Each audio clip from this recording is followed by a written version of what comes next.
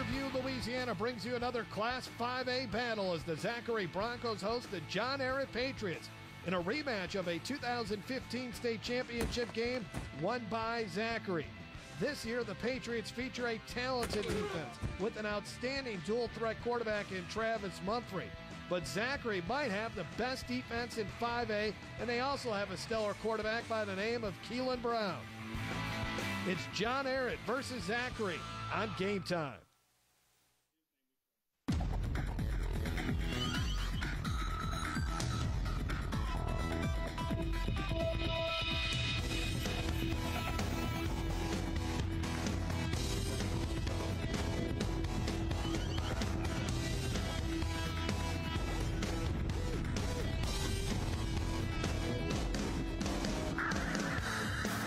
To the second round of the Louisiana High School Athletic Association 5A playoffs. The 4 seed, the Zachary Broncos, led by Coach David Brewerton, taking on the John Ehret Patriots, the 13th seed.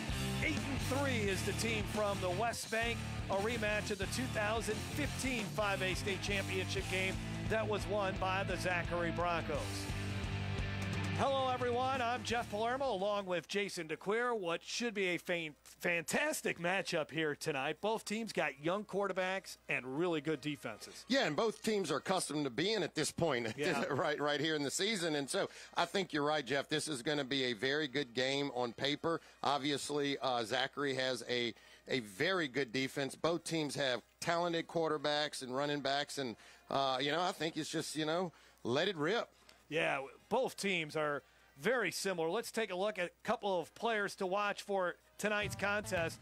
And when you take a look at it, Travis Mumphrey, he is a junior quarterback, 19 touchdown passes, and Keelan Brown has been really fantastic the second half of the season and into the playoffs. He's just a sophomore.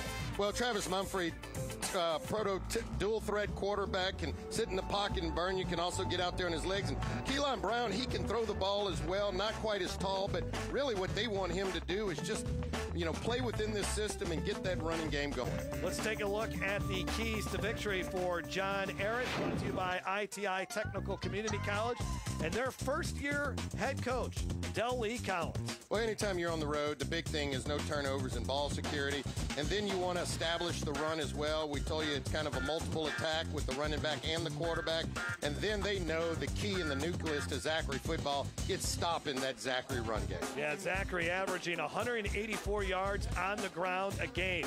Now let's take a look at the keys to victory for the Zachary Broncos and their fourth-year head coach, David Brewerton. Well, physicality, control the line of scrimmage, both sides of the ball. That's Coach Brewerton and Zachary football. And then John Ehret loves misdirection in the backfield.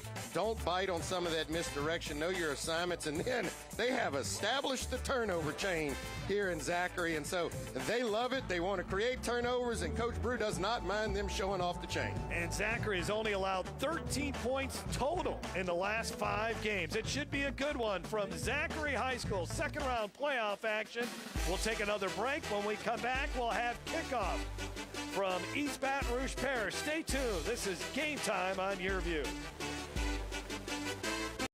Attention to detail makes the world go round. At Baker Printing, our approach to the printing business is very simple. Treat it as if it were your own. That's not always an easy job, but it comes from the top down in our company.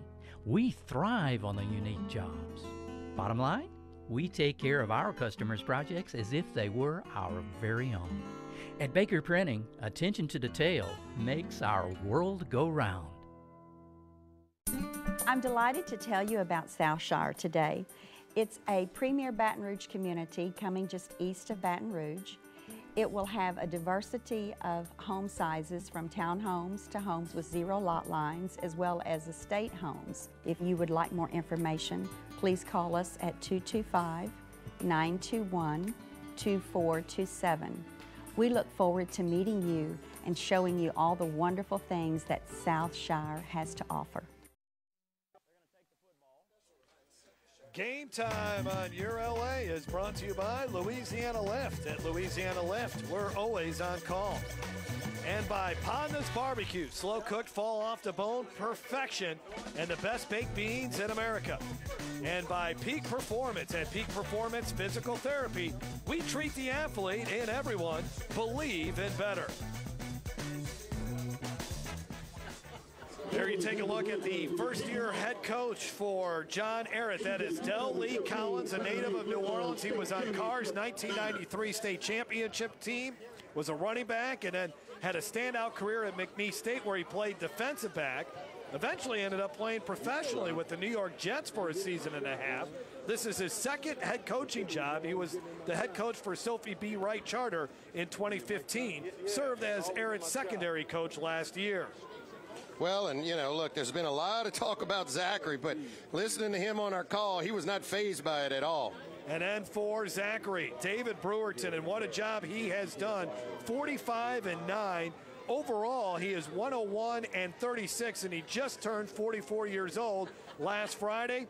Took Livonia to the state championship game in 2013, and he has coached Zachary to the semifinals in each of the last 3 seasons, of course, winning it all over John Ehret in 2015. Well, and he's really established the type of program that they want in the Zachary community. He brought an element of physicality to this program, and it's allowed them to be successful in each of his years coaching.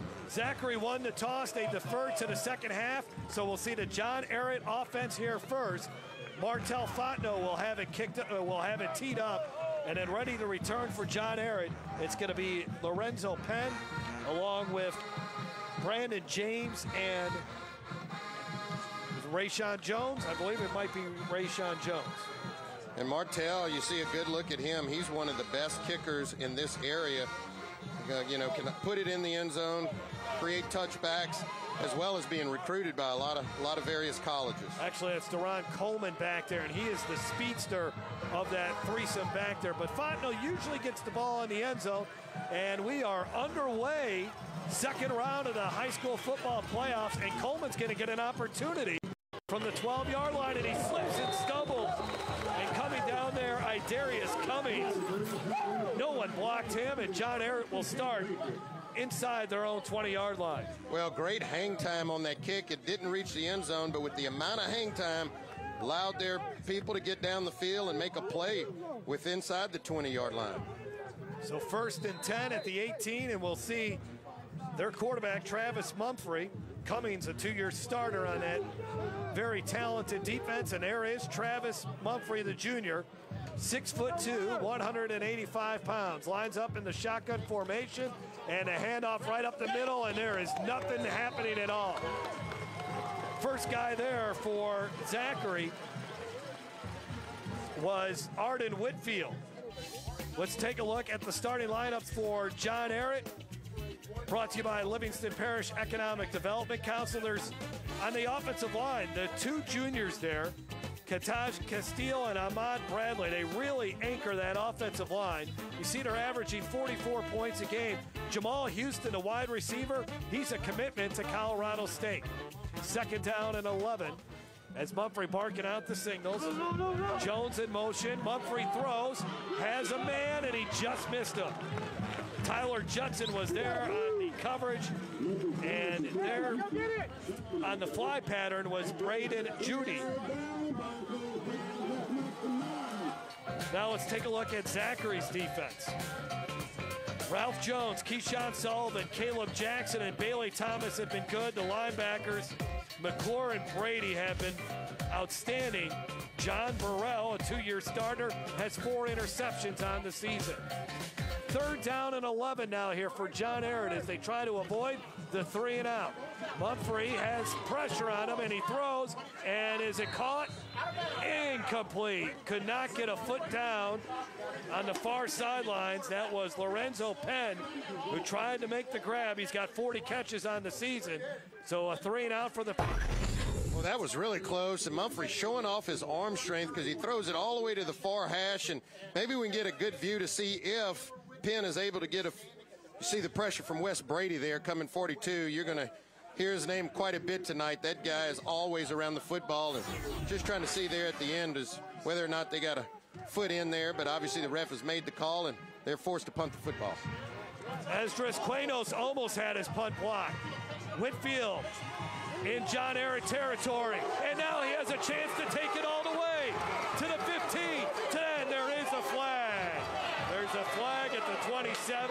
Looks like it will be coming back. It would be a 48-yard punt return if it stands, but it looks like it's coming back.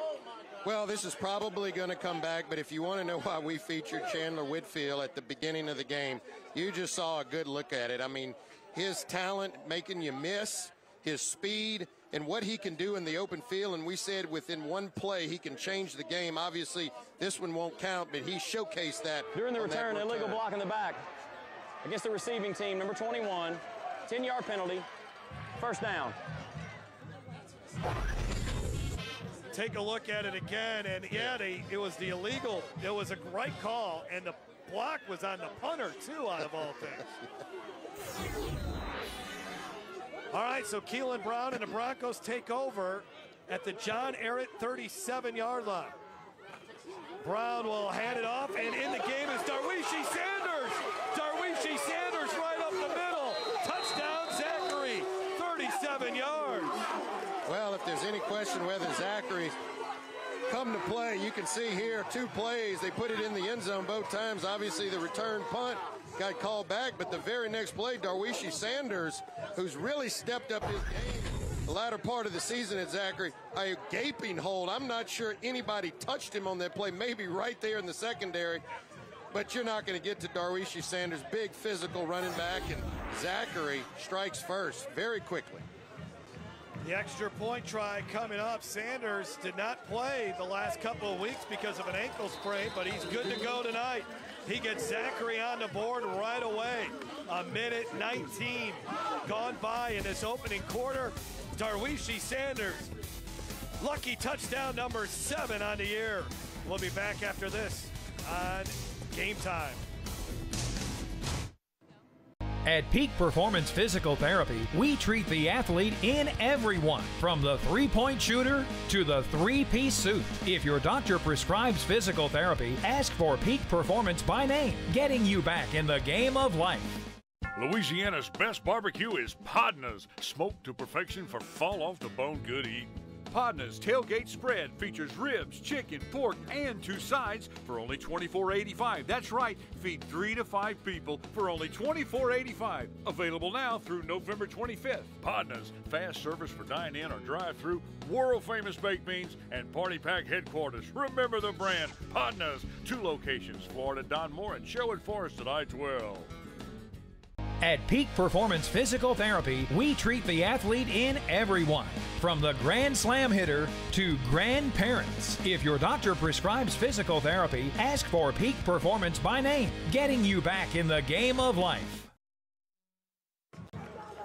David Brewerton's team off to a good start here tonight as Zachary takes the early 7-0 lead over John Ehret. And now Martel Fontenot will have it teed up once again. Well, if you're John Ehret, you got to take a deep breath here and say, hold on a second.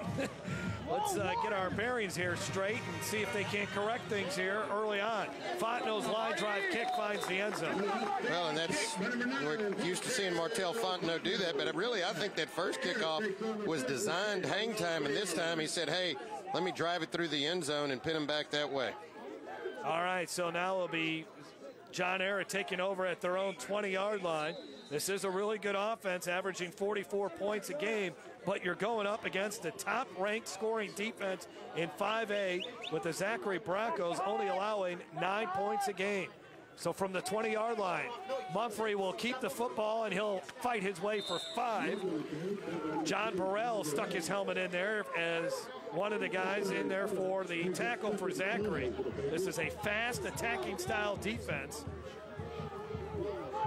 led by defensive coordinator Steve Thomas. There's Maverick McClure, the son of former LSU standout and Atlanta Falcons great Todd McClure. Mumphrey will quickly throw it into the flat, and there is going to be a first down. And that is Lorenzo Penn making the grab. He's a very good receiver, good route runner, and Coach Lee Collins told us he thinks he can have a big game here tonight. Yeah, and you're seeing John Ehret, they run high tempo here, snapping the ball quickly, trying to get this offense into rhythm. 7-yard gain last time. Here's Terrell Brown. Brown, not much room off the right side. Maybe a yard. That was about it, as Zachary had it well defended. Good job by the Broncos defense, and there's a look at John Ehret's head coach, Lee Collins. And the good thing is, look, they've already come back. They suffered the big blow, the quick touchdown, but they've come back. They've picked up a first down. They didn't punt it immediately back to Zachary. Now they need to, try to get a few more first downs, keep this drive alive. 2nd down and 9. Brown will get another carry. Chased down from behind. As Caleb Jackson, who's really been very good this season, he's got 90 tackles on the year, and he's a defensive lineman, Jason. Yeah, this guy is outstanding. He's really been a stud on this Zachary front line, and you can see there, it's even easier to make tackles when nobody blocks you up front. 3rd down and 8 after the 1-yard run by Brown. So far, John Ehret has not been able to get him established. Mumphrey throws as they have a little slip screen, and it is blocked well. Jamal Houston is very close to the first down marker, but it all depends on the spot here. Well, good play call. Houston, a safe throw. Houston's their game breaker. He's got all the speed, kind of like their version of Chandler Whitfield. He can turn the game in a second, and this is going to be very close here, and then it's going to be, if it's short, it's really going to be decision time here for Coach Lee.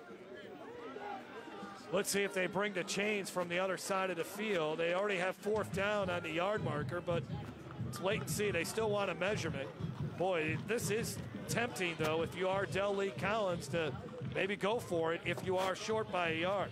Well, and you got the big back, Terrell Brown, big strong back. His coach describes him as one that could possibly play in the SEC, and you can see there just by the nose here. Now, Jeff, my pet peeve. If you're going to go for this, don't line up 7 yards back or in the shotgun. Get under center and just sneak and fall forward. That's right. Don't allow penetration or anything like that. Get out of that spread and just nudge forward. Travis Mumphrey is 6'2". He's rushed for 529 yards, all-district performance this season. Let's see what they decide to do here. Mumphrey, though, will line up in the shotgun formation with Terrell Brown in the backfield with them. See, I just don't like that. You have to run 5 or 6 yards in order to get an inch. Well, he's going to line up basically a pistol formation. Now he'll run up. There you go. And he's got the first down. It wasn't by much, but he did enough to get the first down. Well, I like that. I didn't like him lining up in that shotgun, but he ran up to the line of scrimmage, fell forward. I think that's the right call at this stage, and obviously moving the chains. So now at the 43-yard line for John Ehret after they pick up the first down. Couple first downs now on this drive after falling behind 7-0. Mumphrey will run the option to the near side. Just not much room, and a great job by Maverick McClure to turn Mumphrey back to the inside, and he gets only 2. Yeah, Maverick McClure did a really good job of assignment football there. Basically, he had the pitch guy. Mumphrey was looking to pitch it, and when he couldn't pitch it and forced him back in, all of the Zachary Bronco defense was there to help. 2nd down and 8 now. They'll run trips to the right, wide receiver to the near side. That's Jamal Houston. Terrell Brown, the running back, has rushed for over 1,400 yards, and he's in motion, and there is a whistle before the snap, and a flag is down, and it's going to be a legal procedure penalty on the Patriots. Well, when you're going up against this defense that is so good, you can't be in 2nd and long and 3rd and long. No, that's right, and you also have to be patient. Look, you play a lot of teams, you put up a lot of points against other opponents. It's not going to come easy tonight. You're going to have to accept the 2- and 3-yarders. False start. Offense number 79. 5-yard penalty. 2nd down. Chris Ducote is our official. Our officials are from the Monroe area. Ahmad Bradley on the false start penalty. Again, trips to the right here. They're all kind of bunched up with Jamal Houston, the wide receiver, to the near side. Mumphrey directing action here. Moves Brown in motion. They try to screen to the other side, and it's incomplete. And even if it was caught, there were a bunch of Zachary Broncos right there, including Kenyon Martin. Yeah, I mean, it was incomplete, but look, you're right. Had he completed, Kenyon Martin was there and covered. Probably would have lost yards. So now you talked about that 3rd and long. It's just not a place you want to be against this Zachary defense. Travis Mumphrey, 2 of 5 for 14 yards tonight. He will need to get 13 yards on this play. Zachary rushes 4. Mumphrey has time, loads up, and he had a man over the middle of the field, and he missed it. Lorenzo Penn found a seam there. Zachary dodges a bullet. John Ehret will have to punt it away. Yeah, on that deep slant, Penn was wide open, and Mumphrey, you know, you're on the road. These are passes that you just have to complete. As you can see, Penn running there wide open in the center of the field, and, you know, he just misses him. Just, you can see there the timing a little bit off on that pass play, and a real missed opportunity for Ehret on the field. And you can see Mumphrey over there a little frustrated with himself, saying, look, I know that one's on me. I should have completed. They got that one blocked, or they should have. It just hit sky in the air, and again, Zachary will start in John Ehret territory, or maybe they won't. How about that little backspin there? All the way at the 48. Well, I'll tell you what, neither one of these punts has looked good for John Ehret. Just the formation hasn't looked good. The snaps and getting off late and not getting the ball off quick enough, and, you know, almost got the first one blocked, and here I think they got a piece of the second one. 12-yard punt. I mean, it's just taking too long. You can see there to get the football off, and Nobody really blocked it, but really had a chance to block that one as well. all right, Keelan Brown lined up in shotgun formation. And Brown fakes the pitch, runs straight ahead, but he was met at the line of scrimmage by Byron Jenkins, who's a 3-star recruit, 41 tackles on the season for John Ehret. Yeah, and I don't know if Keelan Brown, if that was designed for him to keep it, but when he went out there to pitch that football, Earl Barquette was right there waiting for the pitch man. Instead of pitching it, he tucked it so that it didn't cause a turnover. Good job by Keelan Brown. There you look at the numbers on Keelan Brown, and he has rushed for nearly 800 yards this season. Last week, 280 yards of total offense in the win over Mandeville. 2nd and long, he'll throw for the first time tonight, and he's got a defender right in his face, and it looks like it is caught. Great job there by Keelan Brown to avoid the rush, and then it was caught by Chris Simmons, his 13th grab of the season, and it's going to be 3rd down and short. Let's take a quick look at Zachary's starting lineup. Keelan Brown, R.J. Allen, and Darwishi Sanders, your running backs. Whitfield, Shropshire, and Buddy Davis, the wide receivers. A change on the offensive line. Kobe Matthews has to move to center as Taj Patterson is out, and Michael Guillot gets the start at right guard. Caleb Johnson's a good one. The O-line coach is Jason Davis. 3rd and short, and that's a 1st down for Zachary as he gets 3. Or maybe 4 to the 38. That's where forward progress gets him, and that's Darwishi Sanders, 630 yards rushing, averaging nearly 6 yards a carry. Let's look at that defense now. Earl Barquette and Eldridge Walker have been really good. Lucien Bambino, Shaheem Harris, Braden Judy, Dre Williams is a fierce tackler. Jamon Sabri, Deron Coleman's got a lot of speed, and then Kunta Hester, a 6-foot junior. 1st down and 10. Zachary on the move again at the 38-yard line. Here's Sanders. Sanders might break another one all the way inside the 10 to the 7-yard line. 31 yards on that run. Well, what they're doing is Earl Barquette is getting up the field so fast, number 44, that they're just running underneath his penetration. This is the 2nd time they've done this, and it's really creating a big hole off the left side. Watch how fast 44 gets up the field, and they just run the ball underneath him, and Barquette doesn't even get a chance to see the football. And Darwishi's down the field and showing you he's Like conduct against the offense, number 31. 15-yard penalty. It'll be a 1st and 10. Well, Darwishi Sanders apparently running his mouth a little bit too much. Ended up picking up a 15-yard penalty, and now he'll watch from the sidelines as R.J. Allen will come in. But that is a bad mistake there. So it's 1st and goal at the 20-yard lines. Let's see what the I mean, we normally see that type of gesture. Yeah, if that's all he did, that's I don't know about that. We see all these players do that now, and obviously these officials in West Monroe must call that a little bit tighter than down here. Here is Allen, his first carry. He finds a little success right up the middle.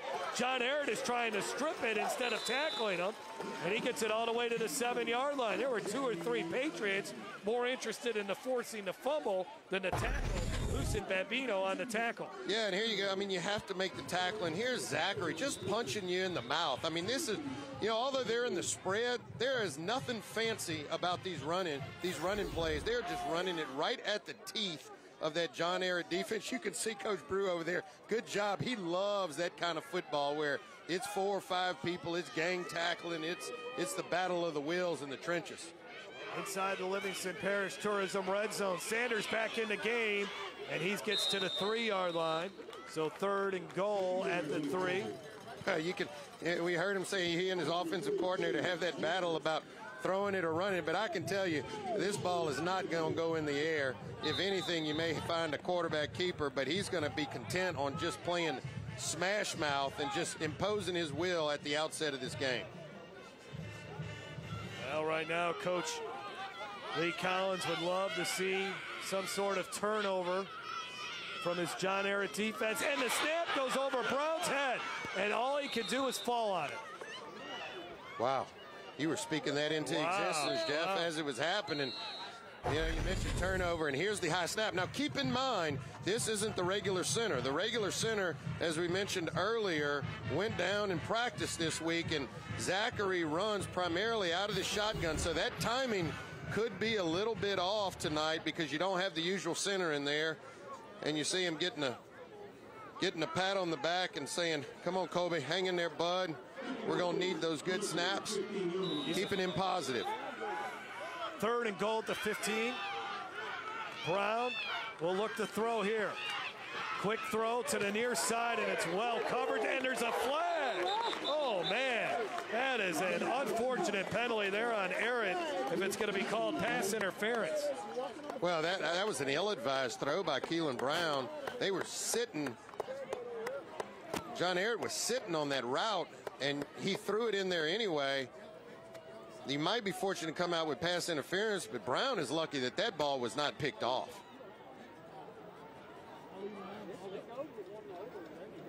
Holding against the defense, number 6.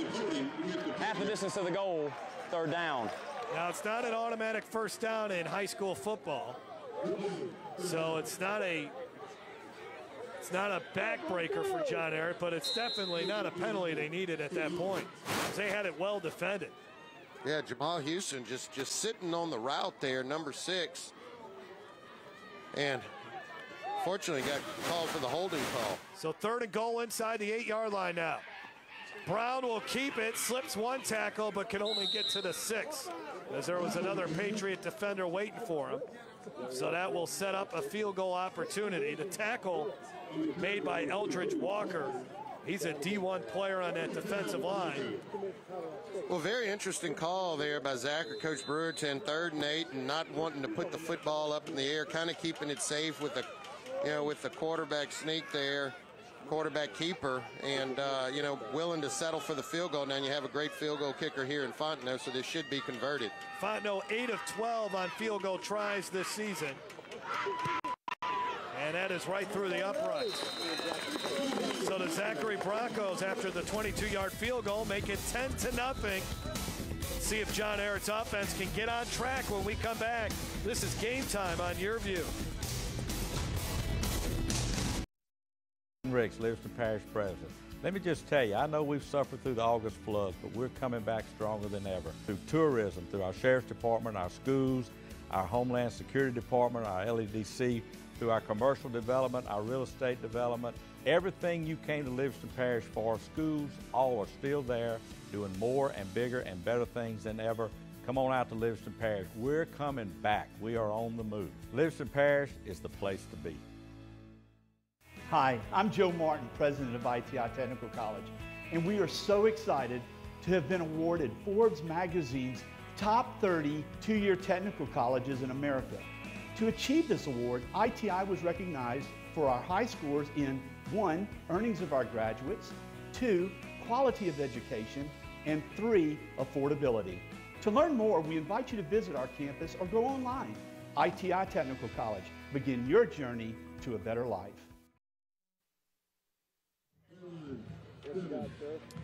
Back at Zachary High School, it's 10-0 as John Ehret has not been able to do much offensively, and Darwishi Sanders has had a good game to start off running the football early on in this game.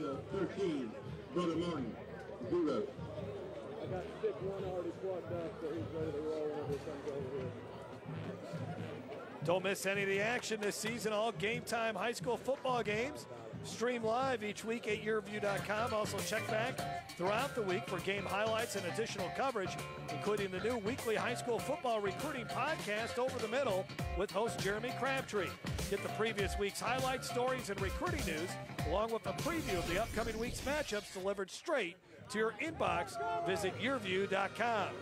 And this will be a touchback after the ball finds its way into the end zone after it hits off the hands of Duron Coleman. 1st and 10 for the Patriots again at the 20-yard line. They have started 2 of their 3 possessions from there, and their first possession was inside the 20. So Zachary has dominated the field position game in this one so far. Yeah, and I mean, that's one of the things that they like to do. You know, they'll kick field goals if they have to. They, you know, really emphasize, and Coach Brewerton talked about in the outset, their special teams, which has really developed here into a great unit. So field position is key. 1st and 10. Mumphrey will get the ball to Terrell Brown. Just no running room off the right side. Right there defensively, Rodarian Alexander, a 6'1" senior who really sticks out when you watch the film. Number 2 for Zachary. And then also there was Ralph Holmes, who's been a really big surprise this season. First year playing high school football.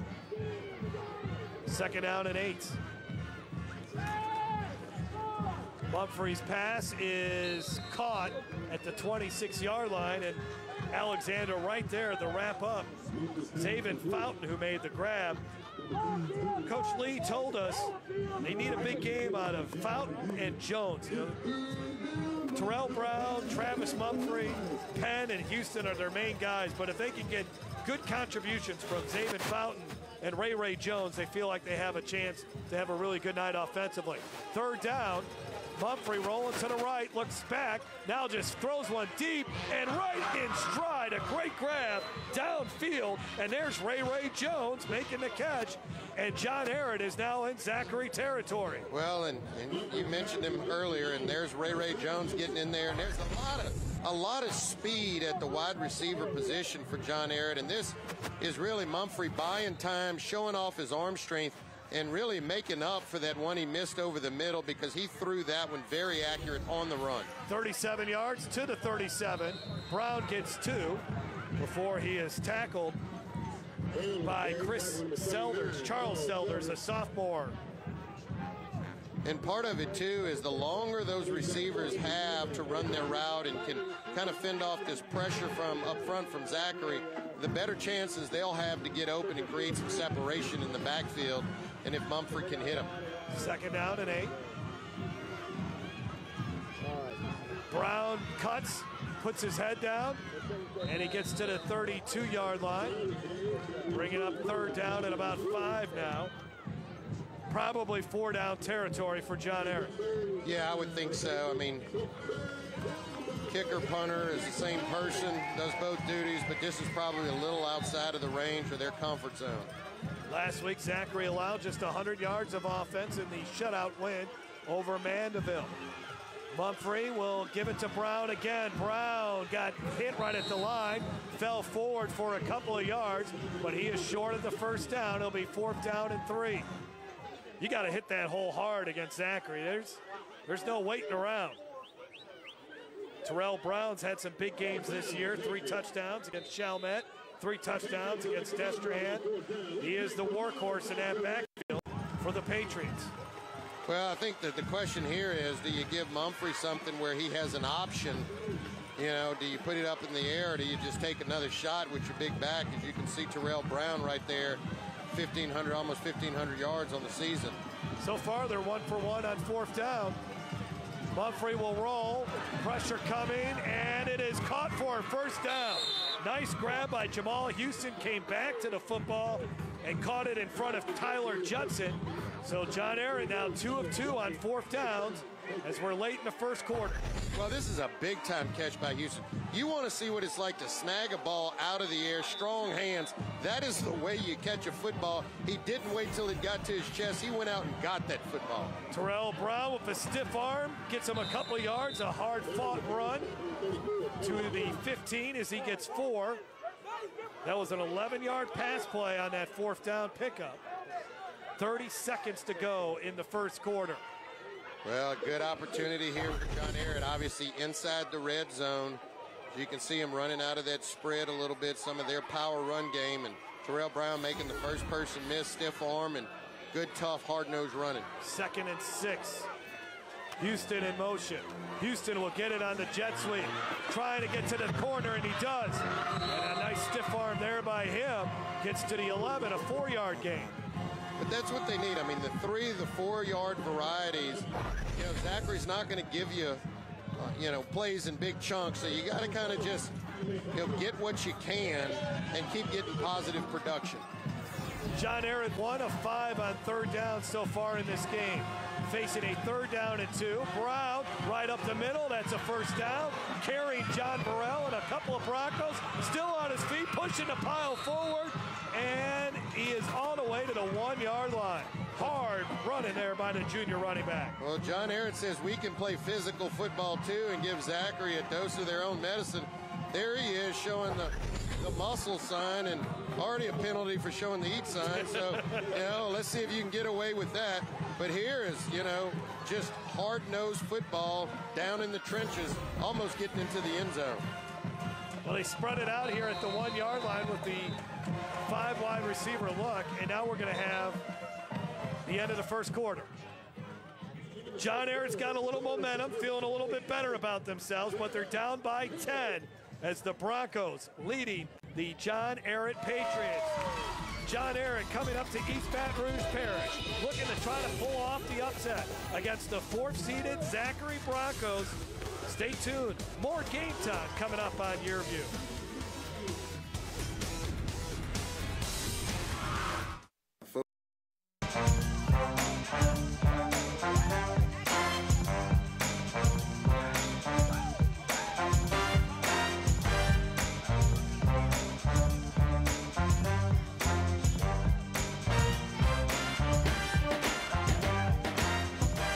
Time on YurView. Catch exciting high school football second-round playoff action Friday at 7 p.m. Brought to you by Louisiana Farm Bureau Insurance. Real service, real people.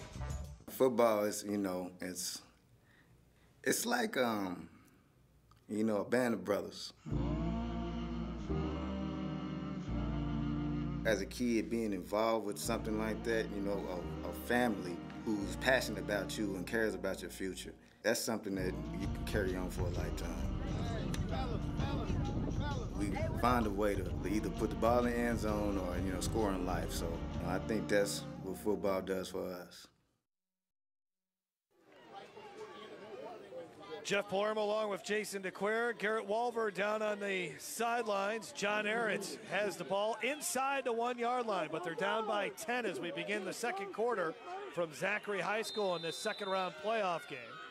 Well, on the road, this is a must-score situation here for John Ehret. Get this thing back within 3 points. Mumphrey gets underneath center and can't handle the snap. He got it back, and now it'll be 2nd and goal just outside the 1. I think when they were changing formations there was some confusion. Wasn't sure if they were going to take it, handle the snap out of the shotgun, or come under center. We saw them do that in the play earlier to pick up the 4th and inches, and that time just miscommunication on the snap. So now 2nd and goal. They've taken Mumphrey out of the game. It looks like a little wildcat formation with Brown. With 7, you want to get it in the hands of one of your strongest runners. Something tells me they're going to run the ball to the right. We'll see, though. Now they put a man in motion. And they're going to run it to the left, and what do we have here? All kind of timeout by John Ehret. A good one, because that wasn't going anywhere. John Ehret. Yeah, and I'm not sure why, you put Terrell Brown in there and take the quarterback out other than maybe to get a bigger, more physical player to help him with the blocking. But, Mumphrey's a pretty good runner himself. And my thought is if you have two runners back there in the backfield, you're not real sure who's going to carry the football. But when it's 7 back there by himself, I think everybody in the stadium knows that number 7, Terrell Brown, is going to get the football. So a quick conversation. Meanwhile, Zachary tries to come up with something here to keep John Ehret out of the end zone. Just only 13 points given up in the last 5 games for Zachary. This is the 12th play of the drive. They had a chance to talk it over, and now they went from 1 in the backfield. They've got 3 back there in the backfield. Jacoby Wyndham looked like he's come in the game to do a little blocking, 6'2", 200 pounds, and got him kind of in that H-back position.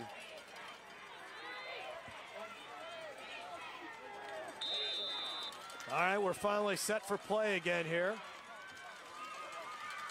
Mumphrey will give it to Brown. Brown, nice hit there at the 2-yard line to keep him out of the end zone. Darius Cummings. He's not very big. He's not very fast, David Brewerton tells us, but he's always around the football. Yeah, he's a football player, and Zachary did a good job of just stringing this out. As you can see the early pressure in there, forcing him to string that. I thought maybe if he could hit this ball up under and cut up north a little bit earlier in the play, maybe he had a shot. But once you string it out, all your help is there. From the 2, Brown again looking for a seam, and he can't get there. Oh, what will John Ehret do now? 4th and goal from the 2. Well, I think they're going to have to go for it here. I mean, number 1, I'm not sure about their kicking game. And 2, you got to try to get this thing back within 3 points on the road. I think they've kind of, missed some opportunities down here in the red zone already. Not sure, what they wanted to do offensively. But here on 4th down, you've got to be very sure. You need to call your best play down here and make sure that you get in the end zone. If not, there's going to be a huge momentum and a huge celebration swing in this stadium. 4 seconds on the play clock. Mumphrey gets the snap off. They run the option. Flipped it to Brown. Not going to happen. What a big defensive stand. Huge defensive stand there by the Zachary Broncos. Taylor Milton, a loss of 7.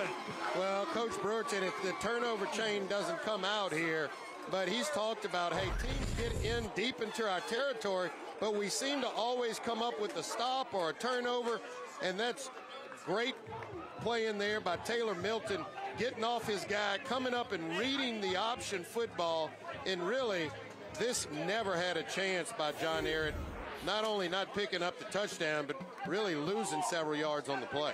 So with the football inside the 1-yard line on 1st and goal, John Ehret does not score. I don't know how you respond after that. That is just a demoralizing turn of events for John Ehret. False start. Offense number 19. Half the distance to the goal. Chandler Whitfield called for the false start. Well, and that's why Coach Brewerton thinks that this is probably one of the best defenses, if not the best, that he's had here at Zachary, because in those situations, they're very stubborn. It's hard to get into the end zone on them, and they'll make turnovers down there around their own territory. Well, speaking of turnovers, again, John Ehret could really use one here. Try to turn the momentum back. Brown lined up and the shotgun, and Darwishi Sanders, another big hole right up the middle. It was an ankle tackle. Byron Jenkins got his foot. If he didn't, that might have been 95 yards and a score. And Darwishi's thinking, look, I really should have made him miss anyway. As you can see, Byron Jenkins just by a shoestring able to tap Darwishi down low there and tackle him down to the ground. But, well, Darwishi thought he had another 6 points. Gain of 9, though, for Sanders, and he's had a big night running the ball right up the middle. He's going to try again, and another big run all the way across the 46-yard line. Wow, they're now imposing their will on this John Ehret team. Again, These are not tricky runs or option type runs out on the edges. This is just handing the ball off to Darwishi Williams right at the gut. Look, there's nothing fancy about that. Just running it right at the teeth of that defense. Darwishi Sanders finding some of those holes. Good job up front by the Zachary offensive line. And Darwishi showing you how capable he is in the open field. He's already over 100 yards tonight, 117 yards on 6 carries, 29 yards rushing, or 29 yards on that last carry. And now here's Chandler Whitfield, close to the first down. He is thrown out of bounds by John Ehret's Zaven Fountain. But John Ehret, defensively, they are on their heels. Well, and what happens is when you keep taking these gut punches to the gut, then you swing that ball outside to your speedster, Chandler Whitfield. He now has room to run. So now you're making, John Ehret cover the field sideline to sideline. 2nd down and 1 at the 44-yard line now. Brown will give it to Sanders. Sanders runs into his own guy. That's the only way that they can stop him tonight. And I don't know if he got the first down or not. Yeah, that was Michael Guillot, who has to come in because of the injury on the offensive line. And then Caleb Johnson now has to leave on that offensive line for Zachary because he lost his helmet. So we're getting deeper into that O-line, but just a little miscommunication there, and Darwishi running right into the back of Guillot and unable to pick up the first down, but it's going to be close here. They're going to bring the chains in and measure it. The success that Darwishi Sanders is having here tonight is, I think, the biggest surprise for me. I thought John Ehret defensively would be able to slow down Zachary's running game to some point, but that has not happened at all here tonight. And it is a first down by the nose of the football. And Coach Del Lee Collins told us he thought that they matched up well with Zachary's offense, but so far tonight, Zachary's had their way. Well, and I think a big part of that comment was hoping more so that his offense could overcome some of the Zachary defense because he's got a lot of talented players. I think he probably expected Zachary to be able to run the football some, but I don't think he ever envisioned these big gaps in his defensive line and the huge chunks in which they're picking up rushing yards. At the 43-yard line, Brown will throw, and he goes deep, and it is off the hands of Shropshire. Trey Shropshire had beaten his man by about 4 yards, and it just fell through his fingertips. David Brewerton saying, come on, son, reel that one in. Yeah, he's got to catch it, and what Brewerton's going to be more frustrated with is, look, if it's out there a little bit, you got to dive. If you think that ball is overthrown, give me a better effort than that. Lay out. This is playoff football. You got to lay out and at least throw your body out there and try to make an attempt to catch that football, and that's what I think Coach Brewerton's upset with him. 2nd down and 10 now from the 43. Brown will go back to the ground, and that time Ehret was ready for him. That was R.J. Allen on the carry, and maybe they finally made some adjustments to slow down that run right up the middle. Damon Payne, a defensive lineman, was there, and that's Shaheem Harris on the tackle. I believe 35 is the number Michael Definity used to wear. It was. That's exactly right. We were talking about him earlier, going on to LSU, and one of the most talented linebackers to ever come through that program. But, the key to stopping Zachary are the runs up the middle. You got to stop that. Can't give up any yards on that because that just demoralizes the defense. Zachary 1 of 2 on 3rd downs, and it is a jailbreak. Nowhere for Brown to throw or run, and he is covered up on the play. Once again, Damon Payne in on the stop, and Zachary has to punt. They nearly scored a touchdown on that drive. Yeah, I mean, John Ehret is going to overcome which could have been another touchdown and get the ball back. So thankful for that, but now you got to field this punt, make sure you don't have any errors on the special teams play, and see if they can try to get in the end zone before the half. First time Fontenot's had a punt tonight. It's high. Will they be able to pin it back? And the fair catch is called at the 5-yard line, as that was handled by Brandon James, but a great punt by Fontenot, 38 yards. And again, field position not in John Ehret's favor so far tonight. Yeah, and I got to give some kudos to my kickers. I mean, when they pin you back and pin you back on kickoffs and then pin you back on punts, he's now got John Ehret at their own 5-yard line, and those special teams plays are critical in containing John Ehret's offense. All right, from their own 5-yard line, actually 6-yard line, John Ehret will start this drive with Mumphrey barking out the signals. Rolling out in his own end zone, and it's a completion on the far side, close to the first down marker. And Ray Jones making another grab for him. When we saw them against Central, Zachary, what I'm talking about, their quarterback had success rolling out and making some plays. And so far, Travis Humphrey has had some success as well, rolling out and making these type of throws. Well, the reason you got to roll out is because you got to get away from that pressure, give yourself some time to throw it. Mumphrey will keep it and has the first down to the 26-yard line.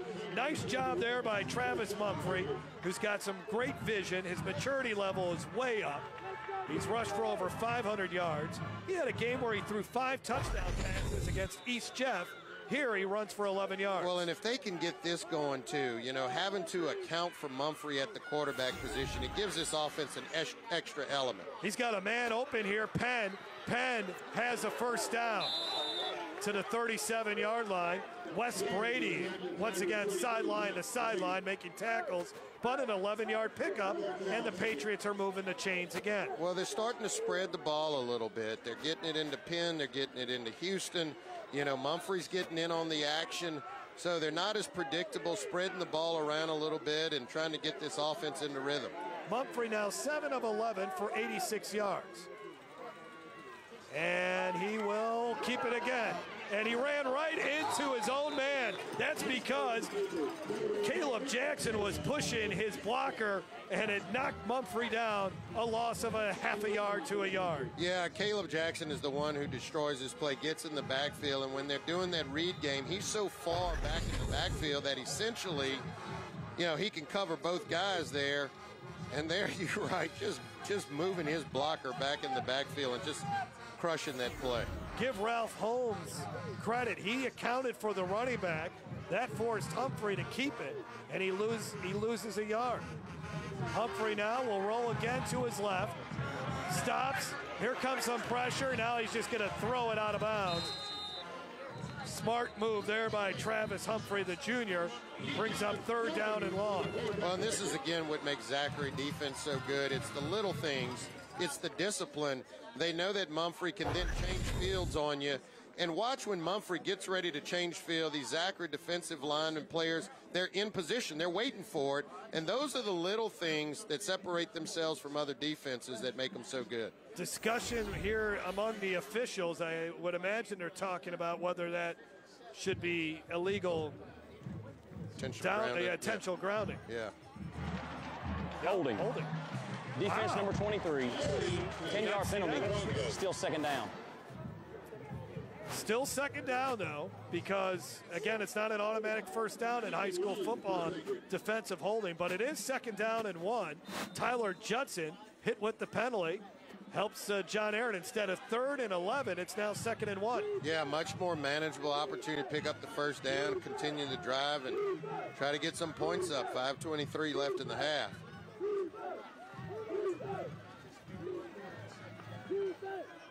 Man comes in motion at his pen. And Brown goes down. Mumphrey goes down again. Boy, Zachary getting into the backfield very quickly. First guy there defensively for the Broncos was Cedric Brown, the freshman, coming up and making a hit.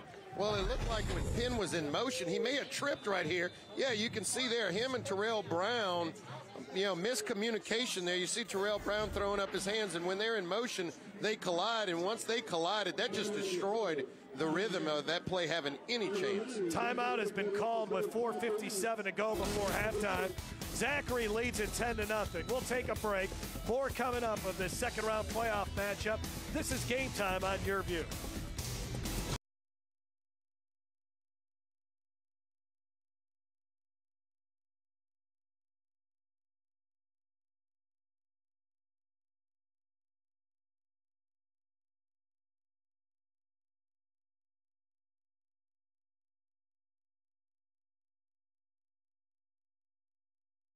We have Bass Pro, beautiful hotels, RV parks.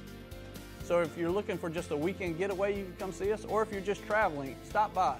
We have restaurants, shopping, antique district, Jubin Crossing, golf. Anything you want to do, we have it here in Livingston Parish. So come see us. For any of our events, you can visit us at livingstontourism.com or on social media. At Peak Performance Physical Therapy, we treat the athlete in everyone, from the Grand Slam hitter to grandparents. If your doctor prescribes physical therapy, ask for Peak Performance by name, getting you back in the game of life.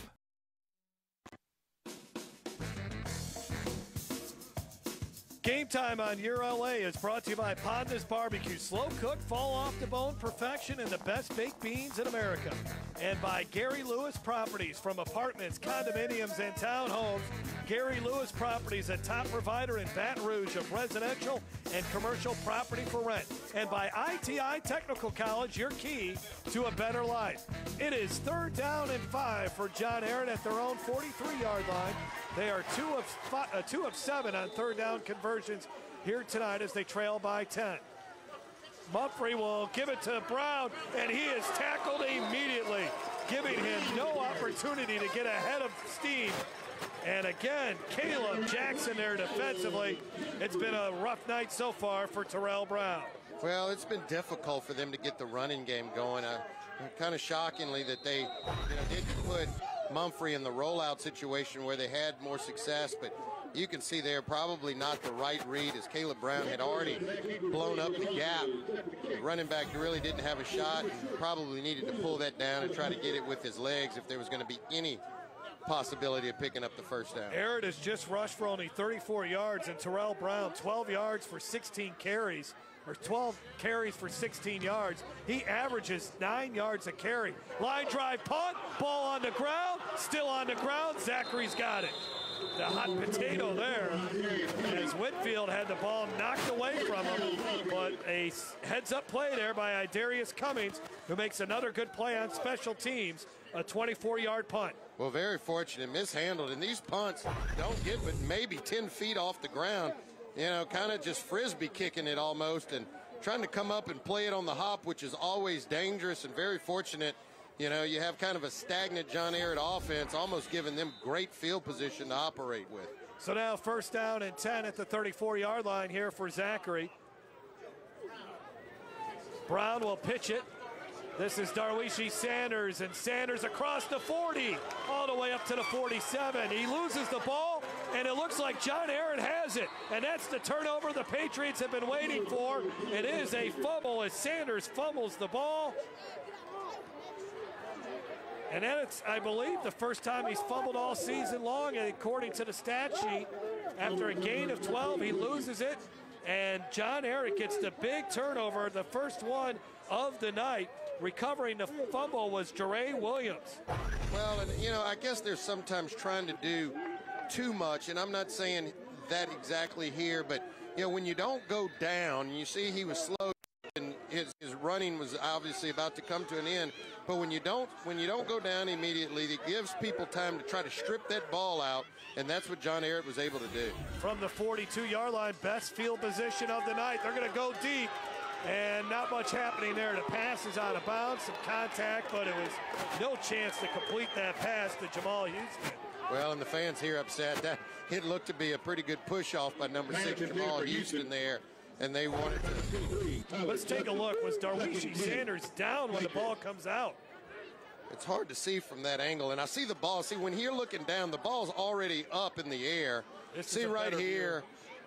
I think it's out. Yeah, I do too. It's hard to see whether that elbow or that arm is on the ground, but call's been made. Completion here for about 5 or 6. Taylor Milton with the tackle. Penn on the catch on the far side there. Check that. That was Ray Jones. Well, John, it's now 3rd and 5 or so. John Ehret's had some opportunities here. Remember, they were down on the 1-yard line of Zachary, and here the turnover in Zachary's own territory, so really chance to put up some points. Here's a quick pass to Jamal Houston, but there is nowhere to run. Maverick McClure and the Broncos defense right there, setting up 4th down now. Houston, you can't dance against this defense. I mean, they're just too fast, too quick. When you catch that little bubble screen, you've got to get up the field. There's no choice in it, because if not, that Zachary defense is too quick, and really, when he stalled or hesitated, he had nowhere to go. Good job there, Zachary, closing that down. And John Ehret will punt here. The fact that they lost a couple yards, now it's 4th and 7. I think this is the right decision here for Del Lee Collins. I think John Ehret's just going to have to try to push the football up the field. Trying to throw, these passes out to the side. The Zachary defense is just too fast. Well, not the greatest punt, but it's going to work out. Zachary will be pinned at the 12-yard line. This is a big defensive stand coming up here for John Ehret. They can't afford to fall behind by more than 10 going into the locker room. This is the game time game of the week. You're watching YurView. Okay, listen up. I know you offer great auto rates, local agents, fast, friendly claims, but do you want to be a legend? You got to get tough, kid. When I'm done with you, nothing's going to keep you down. Great talk, Brett. Can we get back to your auto quote now? All right, sure. Great. Get great auto rates and local agents at favrates.com from Farm Bureau Insurance. How about some water? No, thanks. I'm good. Hi, I'm Joe Martin, president of ITI Technical College, and we are so excited to have been awarded Forbes magazine's top 30 two-year technical colleges in America. To achieve this award, ITI was recognized for our high scores in 1, earnings of our graduates, 2, quality of education, and 3, affordability. To learn more, we invite you to visit our campus or go online. ITI Technical College. Begin your journey to a better life.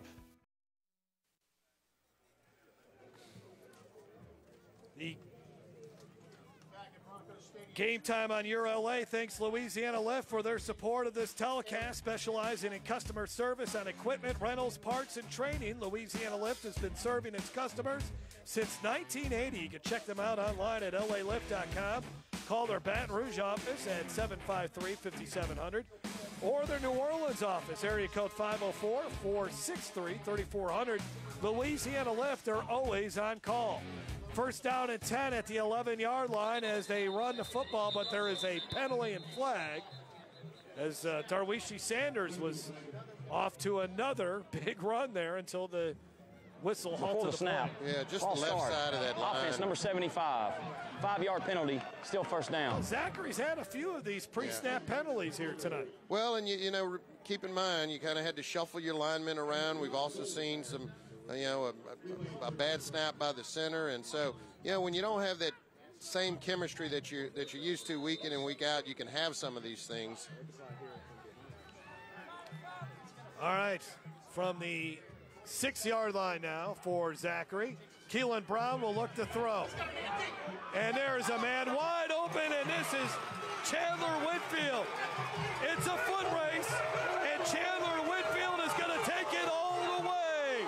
No flags. Touchdown, Zachary, 94 yards. Well, busted coverage clearly, and Chandler Whitfield, we talked about him in the open. He's a trackster. He's got tons of speed. You can see there the crowd. Boy, I'm not sure what that's called, what kind of celebration that's called. Hope nobody gets injured in that. But Chandler Whitfield there, I tell you what, he shows you his speed, and it's just kind of a drag route. Comes across over the middle, just wide open, just busted coverage. And boy, you talk about good form there. And, just no shot at catching Chandler Whitfield. Probably the fastest person on the field tonight. Had a 66-yard touchdown catch last week. 68 was his previous long on the season. And now he has 9 touchdown catches for a player who is quickly moving up in the recruiting rankings. Keelan Brown, the sophomore quarterback, delivers it. Zachary now up by 17. This is game time on YurView. Peak Peak Performance Physical Therapy, we treat the athlete in everyone, from the blue chip athlete to blue collar worker. If your doctor prescribes physical therapy, ask for Peak Performance by name, getting you back in the game of life.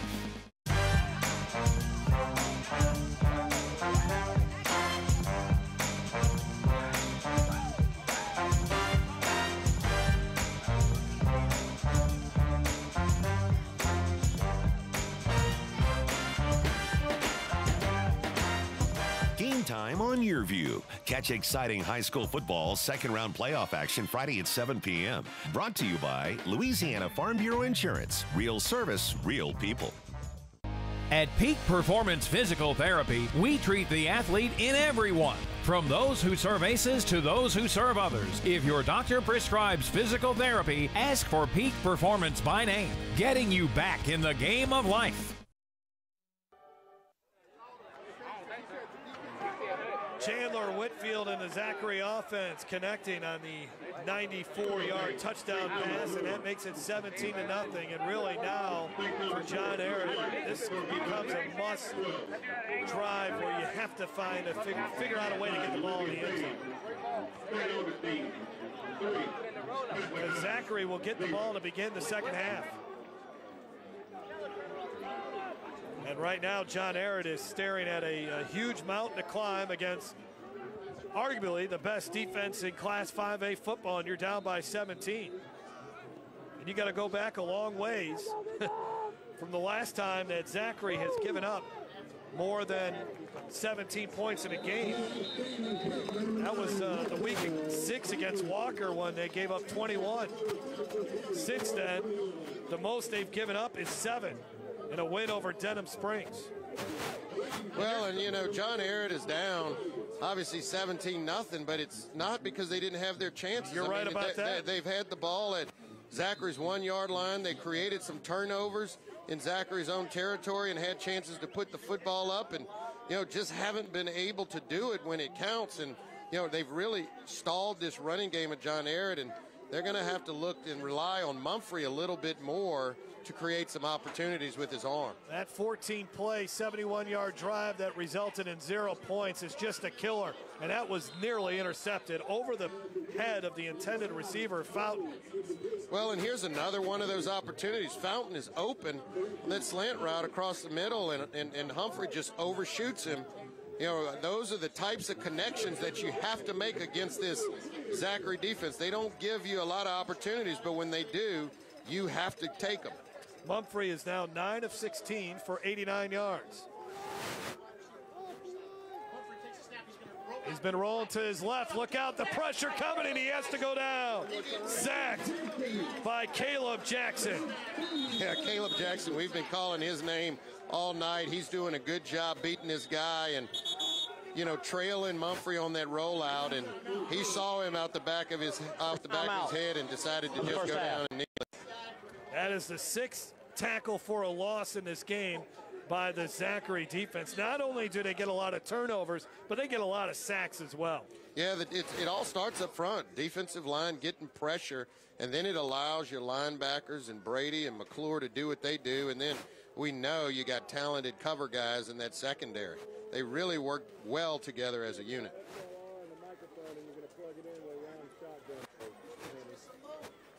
This week on YurView's High School Football Recruiting Podcast, Josh Ward of RockyTop.com and Sports Radio WNML in Knoxville, along with host Jeremy Crabtree, break down the situation at the University of Tennessee and the dismissal of Coach Butch Jones. Also, Jason Suckamel from OrangeBloods.com on the Texas Longhorns and their powerhouse recruiting success of late. That and much more on this week's episode of Over the Middle. Well, got some interesting scores going on. Carver, number 16, and number 1, Edna Carr, tied up. It looks like that the half wouldn't have expected that. And, yeah, and we might have to place a call into our good friend Jessica to see what's going on in that St. Thomas More Parkview game, 27-12. Really, St. Thomas More is up. And then what I thought would be interesting, St. Aug and Catholic High. And right now, St. Aug is up on Catholic High 3-0 at the half right here in Baton Rouge. West Monroe leading Destrehan Dutchtown 21-14. And Barb's beating Destrehan. Deep pass by Mumphrey into double coverage. It's a jump ball, and it's intercepted. That is Tyler Judson all the way up to the 25-yard line. And there is an injured John Ehret player, but the first turnover of the night for the Zachary defense. And let's see if we can get the chain. You know that chain is going to come out if it stands. And there's 2 flags on the play, but that was after the interception. The flags came. Well, I see the turnover chain is off the table, so. Well, and you don't want to, you want to make sure that the player down is okay before you both teams want to kind of, safety first here before you do too much celebrating. As you can see, the Zachary players take a knee. It's just not the appropriate time to pull out turn. This is really classy by Zachary. Maybe a turnover, but the whole team is down on a knee, making sure that the injured player can get up off the field. And you really hate to see when they start working around that head and neck injury. That's when everybody Sideline really warning becomes quiet. Against the home team, Zachary. After the play was over, unsportsmanlike conduct, number 1. Offense, half the distance to the goal. It's 1st and 10. So the turnover will stand, but obviously everybody's got their attention directed to the field here.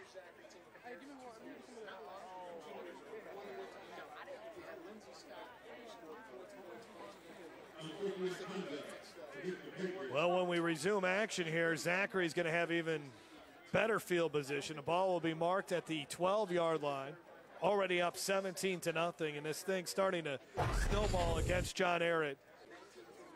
Well, let's see. It's Houston that goes up and tries to make it. Yeah, and anytime that head just slams into the turf like that, you're always concerned with that sort of whiplash effect. Watch right here, the head just slams into the turf, and man, you got to hope, pray here that everything's okay with Jamal Houston. 36 catches coming into tonight's ball game, 568 yards. He's in a commitment to Colorado State, missed most of last year with a knee injury, but he's had a very explosive season this year with 6 touchdowns. And well, this is a good sign that he had him upright. It's always a concern when they're still laying on their back, but now it looks like they're going to be able to get him to his feet. So that is great news. See him moving some of his fingers and arms. So that's terrific news. So he'll head to the sidelines. We'll see if he's able to return. He also plays on defense as well. So this is a big loss if he's not able to continue in this contest. Yeah, just another look at it from a different angle here. I mean, just, the speed and the height from which he fell, that whiplash action is probably what did it. But Tyler Judson, got to give him credit, concentration going up there and picking that ball off, and now putting his team with an opportunity really to extend this lead. That is the 8th interception thrown, and there's the turnover chain that Tyler Judson is wearing. That thing has some bling on it, huh? David Brewerton's wife made that thing, and she did a very good job. Yes, she did. Here's Darwishi Sanders staying on his feet to get inside the 5-yard line.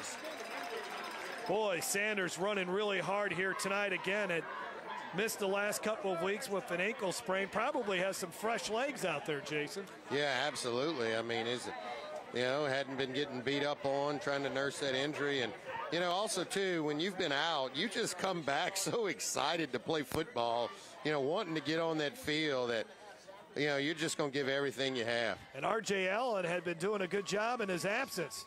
Brown will keep it, and he is into the end zone, I believe. Touchdown, Broncos. Well, now you're really extending this lead. It all started with the turnover there and the interception, putting Zachary in great field position. And now you see Keelan Brown just kind of going through his progressions as Reed and able to get that ball into the end zone for another touchdown. What a big season for Keelan Brown. He's thrown for 17 touchdowns, and he's also rushed for 17. Nice job there. Again, they've had so much success just running in between the tackles on this John Ehret defense. Extra point try from Fontenot is good. And Zachary is up 24-0.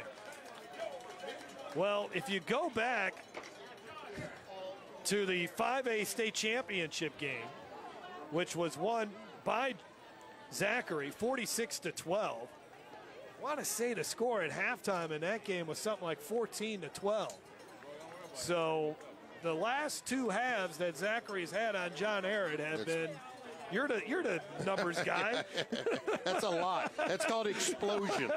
And they came out this game and just exploded right out of the gates. And really, I mean, Zachary probably could have had more points than that because they had a drive stall on them, a bad snap. They actually were down at the 1-yard line and had to end up kicking a field goal. But, for John Ehret, if they can't get this run game going, you're really just going to have to turn the ball over to Mumfrey. You're going to have some confidence in him to take some chances down the field and start slinging it a little bit. See if you can loosen this defense up. The problem with that is, they're not giving him enough time to really complete any passes because that defensive line of Zachary is causing so much havoc up front.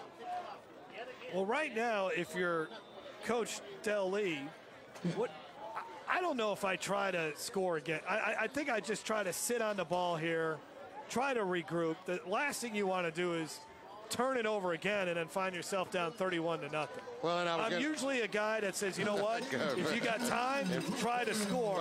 But things have really gone bad for you here over the last 3 or 4 minutes. Yeah, and they're out of sync. And I was going to say, well, it depends on if they can get good field position on the kickoff. But obviously, Martell drills another one in the end zone, so they're starting for their own 20.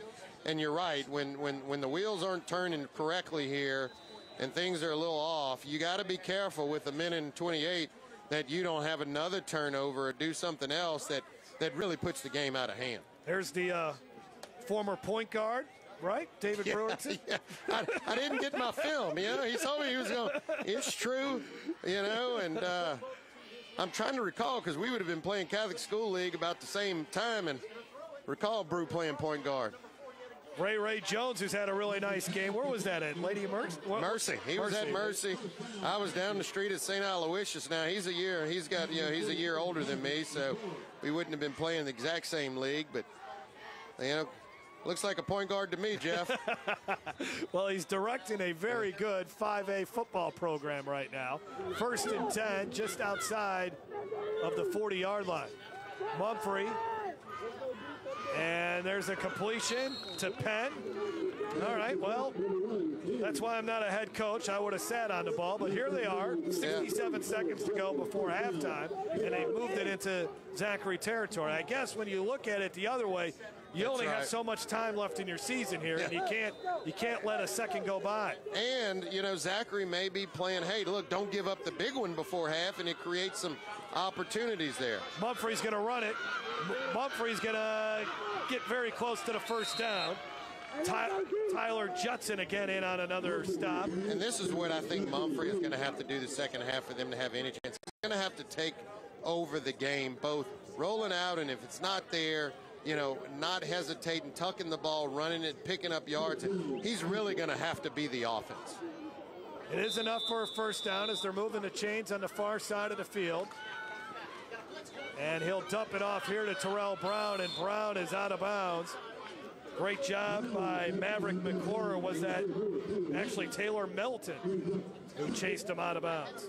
Yeah, Taylor Melton bringing the pressure, and it may have been a design screen. They were looking to get it out in the flat, but again, it was still very well covered. And you see, look there at Terrell Brown, who really has not been able to get going. They were really hoping and very high that on the fact that Brown would be able to be a big factor in this game.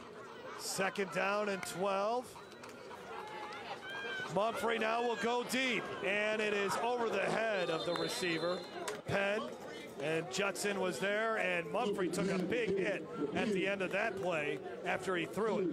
Yeah, with all the pressure, as I was mentioning, he just doesn't have a lot of time in the pocket to wait for the routes to develop and get rid of it. And again, that's why I think possibly rolling him out is where he has had success, and you're alleviating some of the pressure when you do roll out.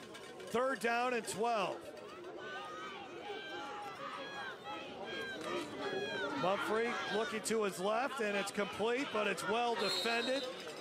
Man, is Taylor Milton having the game of his life tonight. He made the big tackle on the 4th and goal, and he's been in on a lot of tackles here tonight. And now that tackle sets up 4th down, and then there's Maverick McClure, who's a former defensive end and now linebacker, who has really stabilized that position along with Wes Brady. And what's scary about this Zachary defense is when I look at my spotting board here, I see a lot of 11s and 10s. That means there's a lot of sophomores and juniors. That's right. I mean, you have 3 senior defensive linemen and Bailey Thomas, Keyshawn Sullivan, and Ralph Holmes. Darius Cummings is a senior in the secondary, along with Rodarian Alexander and John Burrell. The rest of the guys, underclassmen. Yeah, and this has really become plug and play, next man up. And, you know, that just tells you they've got a lot of talent in the pipeline here for some years to come on the Zachary defense. So you'd have to imagine, look here, if John Ehret is gonna go for this, then it's probably gonna be a deep shot towards the end zone. 4th down, and we'll call it 8 from the 36-yard line. And the reason I say that is because if it gets intercepted or something down deep in the own territory, it's almost like a punt. But you got to be careful that you don't force anything, or Zachary doesn't jump one of these short routes, and it's the other way for 6. John Ehret has had some success on 4th down, 2 of 3.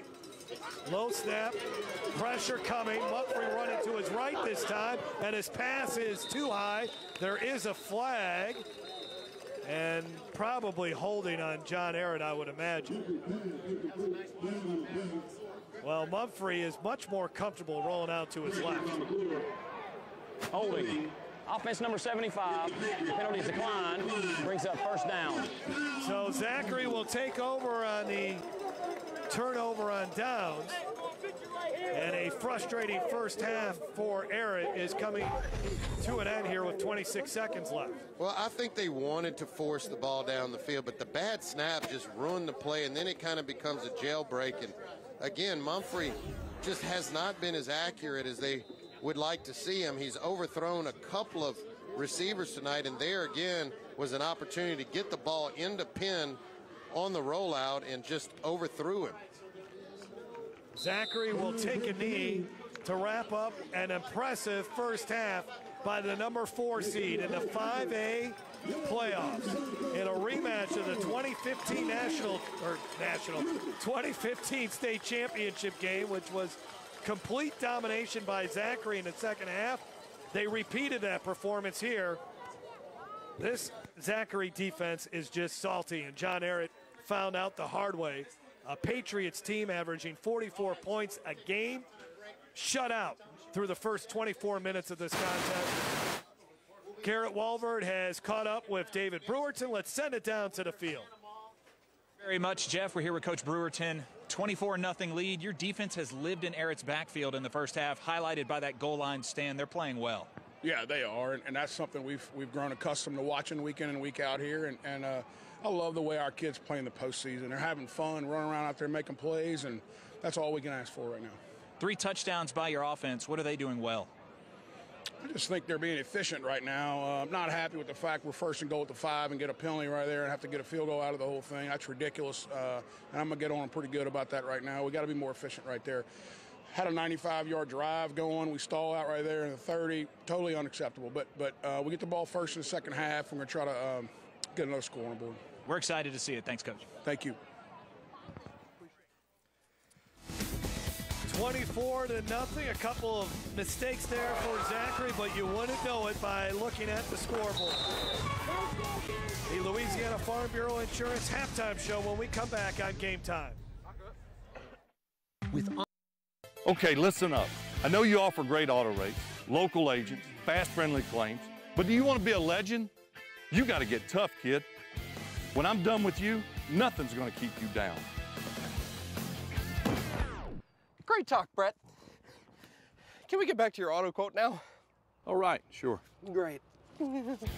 Get great auto rates and local agents at favrates.com from Farm Bureau Insurance. How about some water? No, thanks. I'm good. Hi, I'm Joe Martin, president of ITI Technical College, and we are so excited to have been awarded Forbes magazine's top 30 two-year technical colleges in America.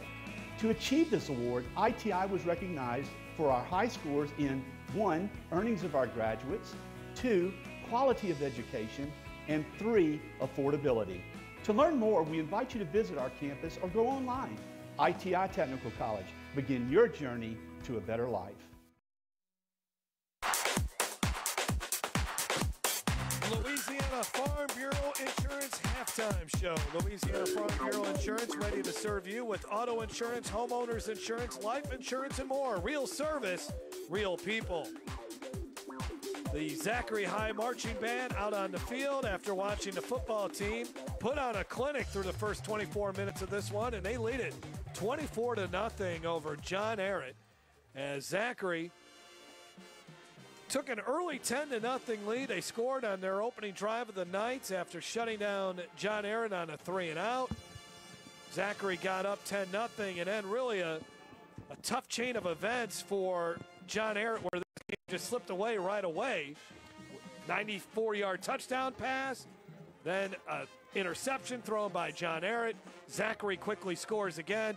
Boom, just like that. You talked about it, the Zachary run. We've seen it so many times where you think you're in the ball game and then they quickly put 2 touchdowns on the board. Yeah, and I'm accustomed to normally seeing it happen, you know, either towards the end of the first half or the beginning of the third quarter. But here, Zachary just came out the chute with the rush.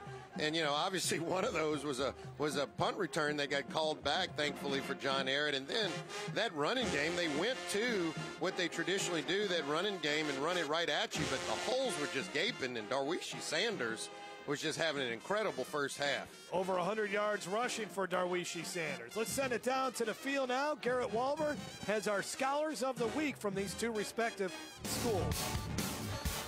Much, Jeff. Halftime rolls here at the Bronco Corral. We're joined by the Students of the Week. Let's go ahead and roll it. We're joined now by Olivia Hurst of Zachary. Great atmosphere out here tonight. You've got to be excited about playoff football. Oh, I'm so excited. The Broncos are doing so well tonight. Talk to me about what you're studying in school and what are your thoughts after graduation? Well, right now I am, doing the basics, going through it, but I am looking forward to going to LSU to study to be an occupational therapist. Wow, that's incredible. It sounds like you have a very bright future in front of you. What are some of the things about the environment at Zachary that are so special? Oh, I love the environment. It's just so warm and welcoming, and everybody is just, they really want you to succeed. It's amazing. Are there some teachers that have really taken the time to help further your educational career? You want to name drop a couple? Oh, yeah. Definitely shout out to Miss Catherine Raziano. She's been my teacher for 3 years. Wow. She's an amazing teacher. She just loves to work with students. And also Miss Caitlin Ducote. She's really helping me with the whole college applications and just preparing for that. Olivia, congratulations again. Thank you so much. All right, now we're joined by Elijah Piper, our ITI Student Scholar Athlete of the Week from John Ehret. Elijah, congratulations. Just talk about the special environment at John Ehret and being out on the West Bank. Thank you so much for having me today. At John Ehret, we have a very friendly campus. It's very open and very diverse. We have lots of different cultures, and also we have a very good learning program. I myself am in the IB diploma program. It's a program where you're taking college courses and you get extra points, so you earn your college credit there. Who put you on that path? Why did you decide to challenge yourself with that program? I decided to challenge myself with that program because my parents have always pushed me to be a very hardworking person. They always told me that I was one of the most intelligent people they've ever met, and that really motivated me to keep going. You're also involved with the football program as well. Talk to me about your involvement. Yes, sir. I'm a cheerleader. I'm the captain of the John Ehret cheer team over there. I've been doing this for about 3 years now. Really happy to be here. Just always want to support my school. No doubt they're going to come back, right? They might come back. They're the Patriots. They always do. Elijah, congratulations again. Thank you. Thank you so much. All right, we'll take a quick break. When we come back, we'll talk with the students and teachers who are the athletes of the week. It is a big-time game here in Zachary. You're watching it all live on YurView.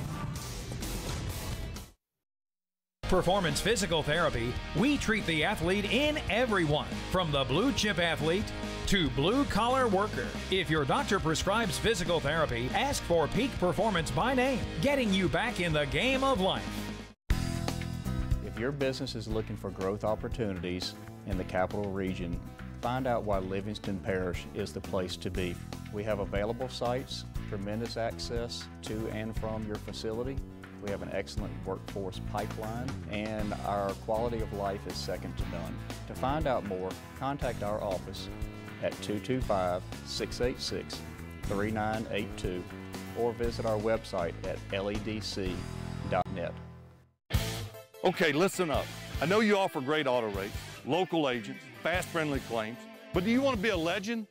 You got to get tough, kid. When I'm done with you, nothing's going to keep you down. Great talk, Brett. Can we get back to your auto quote now? All right, sure. Great. Get great auto rates and local agents at favrates.com from Farm Bureau Insurance. How about some water? No, thanks. I'm good. I'm delighted to tell you about Southshire today. It's a premier Baton Rouge community coming just east of Baton Rouge. It will have a diversity of home sizes from townhomes to homes with 0 lot lines, as well as estate homes. If you would like more information, please call us at 225-921-2427. We look forward to meeting you and showing you all the wonderful things that Southshire has to offer. At Peak Performance Physical Therapy, we treat the athlete in everyone, from those who serve aces to those who serve others. If your doctor prescribes physical therapy, ask for Peak Performance by name, getting you back in the game of life. Louisiana Farm Bureau Insurance halftime report, 24-0 homestanding Zachary on top of John Ehret. We are joined now by the ITI Teachers of the Week from these respective schools. I'm joined now by Dr. Tanya Jackson, and we are joined by Sam Kane from John Ehret. We'll start off with Dr. Jackson. You've been with Zachary for a very long time. I'm sure you've seen a lot of growth in this community and the school. Yes, I have. I started at Zachary in 1989 when we were with East Baton Rouge Parish.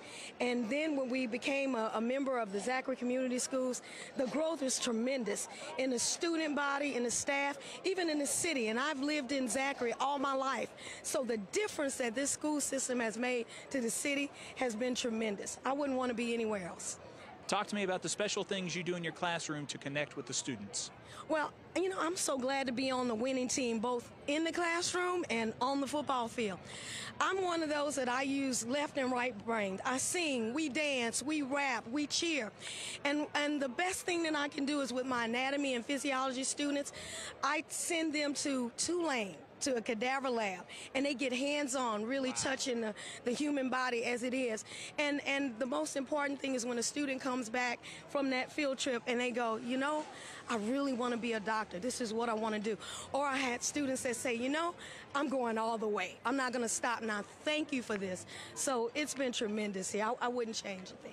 I think I went on a field trip to the zoo in high school once. Your kids are going to a major school and learning about cadavers. That's incredible. That's next level. Congratulations. Yes, thank you. They actually get to touch the bodies. They interact with the organs and stuff. So Tulane has been very, very helpful to us in growing our students. Well, we thank you again. Thank you. All right, we're joined now by Sam Kane of John Ehret. Talk to us about what you guys do day in and day out at John Ehret to make that such a successful school for students. John Ehret is an amazing place. It's multicultural, it's diverse, and we focus both on athletics and academics. We have just been awarded a B for a SPS score, which I can't be more proud of, and it's absolutely amazing.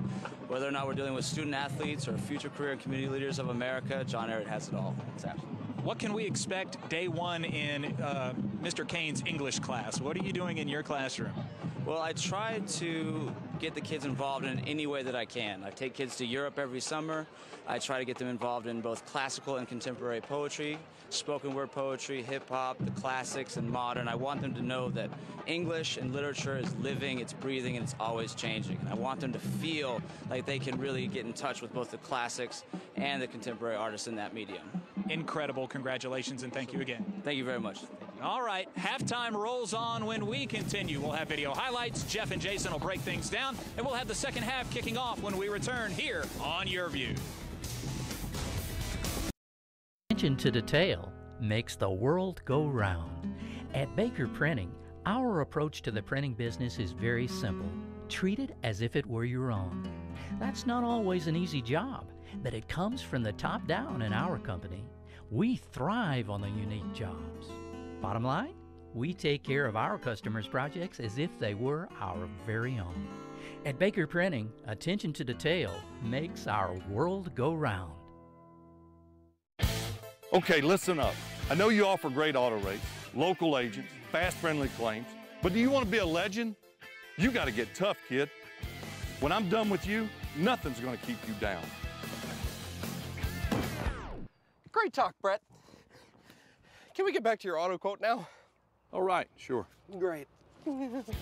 Get great auto rates and local agents at favrates.com from Farm Bureau Insurance. How about some water? No, thanks. I'm good. Hi, I'm Joe Martin, president of ITI Technical College, and we are so excited to have been awarded Forbes magazine's top 30 two-year technical colleges in America. To achieve this award, ITI was recognized for our high scores in 1, earnings of our graduates, 2, quality of education, and 3, affordability. To learn more, we invite you to visit our campus or go online. ITI Technical College. Begin your journey to a better life. Louisiana's best barbecue is Podna's, smoked to perfection for fall off the bone good eating. Podna's tailgate spread features ribs, chicken, pork, and 2 sides for only $24.85. That's right, feed 3 to 5 people for only $24.85. Available now through November 25th. Podna's, fast service for dine-in or drive-through, world-famous baked beans, and party pack headquarters. Remember the brand, Podna's. 2 locations, Florida, Don Moore, and Sherwood Forest at I-12.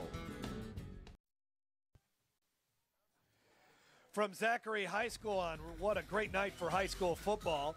And the Zachary Broncos up 24-0 over John Ehret in this round 2 5A playoff matchup. Jeff Palermo and Jason DeQuare from the frosty press box here at Zachary High School. It's warmer outside than it is in here.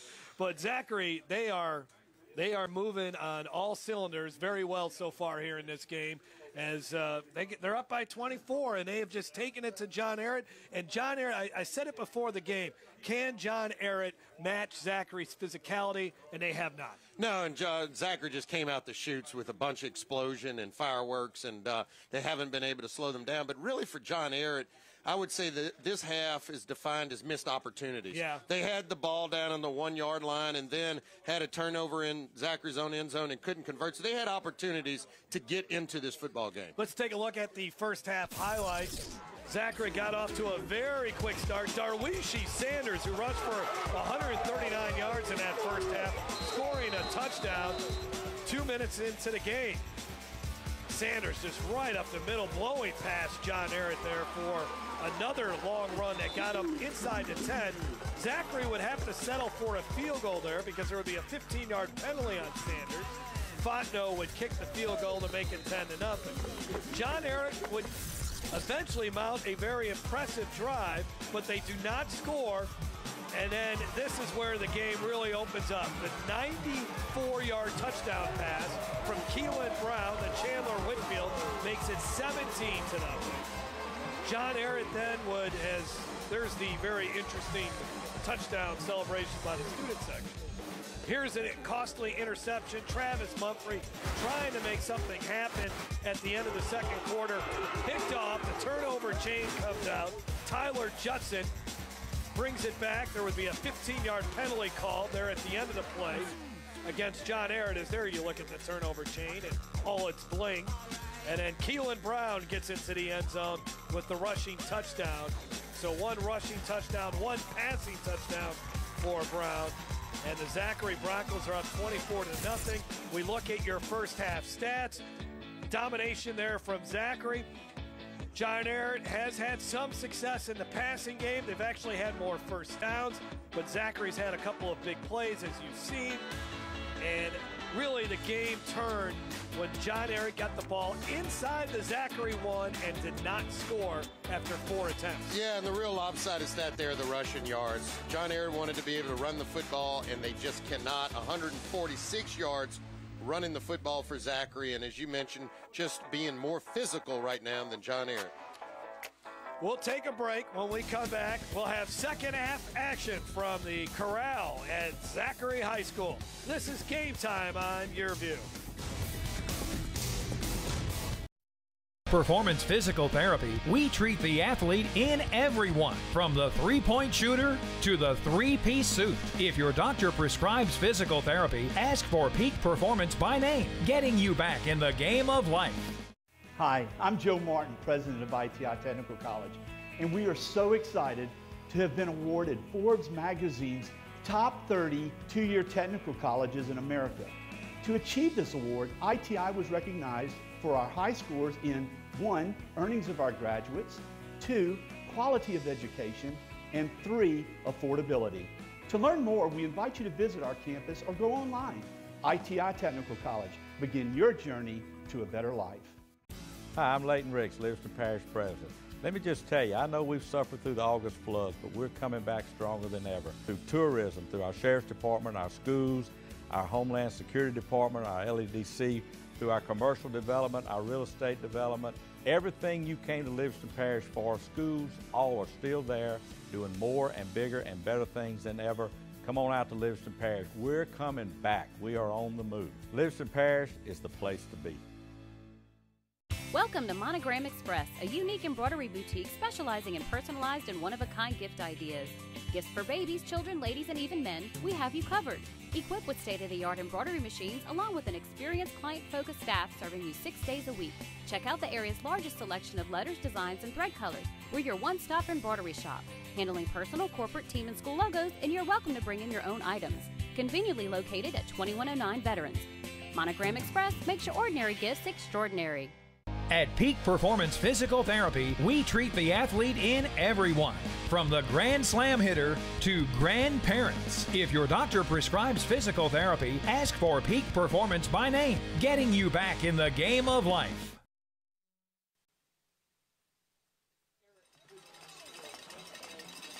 Set to begin the second half from East Baton Rouge Parish. The Zachary Broncos, the 5A champions in 2015, looking like a contender in 2017, trying to get to the semifinals for a 4th consecutive season. John Ehret, they got 24 minutes left to go in their season, and they got to make up a 24-point deficit. Can it be done, Jason?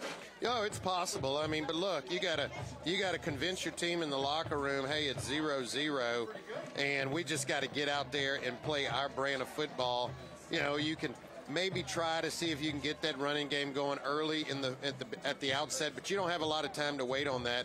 It's really, I believe, going to have to come down to Travis Mumphrey. He's going to have to be more aggressive and try to take over this football game, both with his arm and running the football as well. And got to get those receivers involved too from John Ehret because they have big playability. Zachary will get the ball to begin the second half. It was not a very good night in the first half for John Ehret running the football. David Brewerton talked about some of the mistakes that his team made with Garrett Walford before he went into the locker room, so I'm sure he's got his guys focused not to let up and allow John Ehret to get back into this ball game. It's also a good look at Coach Chris Carrier next to him, who was an All-American at LSU and went on to play with the Chicago Bears, Jeff. Yeah, I remember Chris Carrier. Set the kick for the Patriots, number 26. Estris Quinones has it teed up. It'll be his first kickoff of the night. And we are underway. Second half action. Good end over end kick. It will be returnable, though, from the 13-yard line. This is Sean Burrell. He has got some fantastic speed. He ran into his own man, and he gets it all the way up to the 36-yard line. Sean Burrell, this kid won the 400 meters as a freshman with a time of 46.29 seconds, had a 12-yard return there. Yeah, and they'd love to try to get him the football more ways, you know, but trying to develop him, you know, as a complete football player, obviously getting in on the return game there. Every now and you might see him with a jet sweep or, you know, one of those little quick hitters. So this drive will start at the 25 for Keelan Brown. Keelan Brown, 3 of 4 for 111 yards passing and also the rushing touchdown. And there's another big hole right up the middle, just like how the first half started.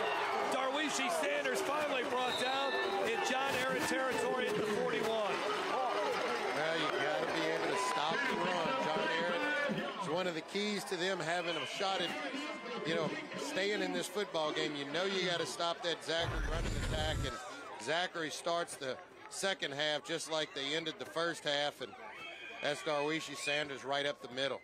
33-yard run for Sanders, who now has 172 yards on just 9 carries, a career night.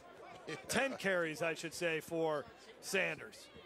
At the 42-yard line, Brown will now throw, and he's got Trey Shropshire, who fights for the ball. Does he got it? There's a battle. That's a touchdown. Touchdown. Tie goes to the receiver, despite the best efforts by Deron Coleman. And Trey Shropshire, who dropped one earlier, makes the grab there, his 7th touchdown catch of the season. Well, what I think this is, there's some flags out there, and they kind of came in late, so I don't know if they're going to call interference, but even if so, Zachary's going to decline it. Let's see what the call is. So you can say, do you want it on the touchdown or the kickoff? So obviously the touchdown will stand. How about that? Result of the play is a touchdown. Pass interference. It's for defense number 19. At 15 kickoff. And what I think this was Coach Brewerton going and getting on Shropshire at the half, because remember, in the first half, he had an opportunity to catch one, and I think Coach Brew says, look, I'm going to come back to you, but this time I need you to make the play for me like I know you can. And he went in there, fought for the football, and came out with another big score for his team. Shropshire, 31 catches on the season coming into the game, a 3-year starter. He was on that freshman. He was a freshman on that 2015 state championship team. Was a guy that really would stretch the field for that great group of players with Lindsey Scott and Douglas Coleman. Yeah, he's probably their most complete, their prolific receiver that they have, and all of the weapons. And again, that's probably why Coach Bruce showed a little frustration earlier when he thought he should have made a play in the first half. But your good players, your leaders step up, respond, and this time he comes down with the catch. Fontenot with the extra point try. And it's good. A quick 2-play drive for Zachary. And if John Ehret thought they were going to come back and win this ball game, the mountain has just gotten a lot steeper. Darwishi Sanders approaching 200 yards rushing on the night. Keelan Brown's thrown for 153 yards. We'll be back after this. I'm Joe Martin, president of ITI Technical College, and we are so excited to have been awarded Forbes magazine's top 30 two-year technical colleges in America. To achieve this award, ITI was recognized for our high scores in 1, earnings of our graduates, 2, quality of education, and 3, affordability. To learn more, we invite you to visit our campus or go online. ITI Technical College. Begin your journey to a better life.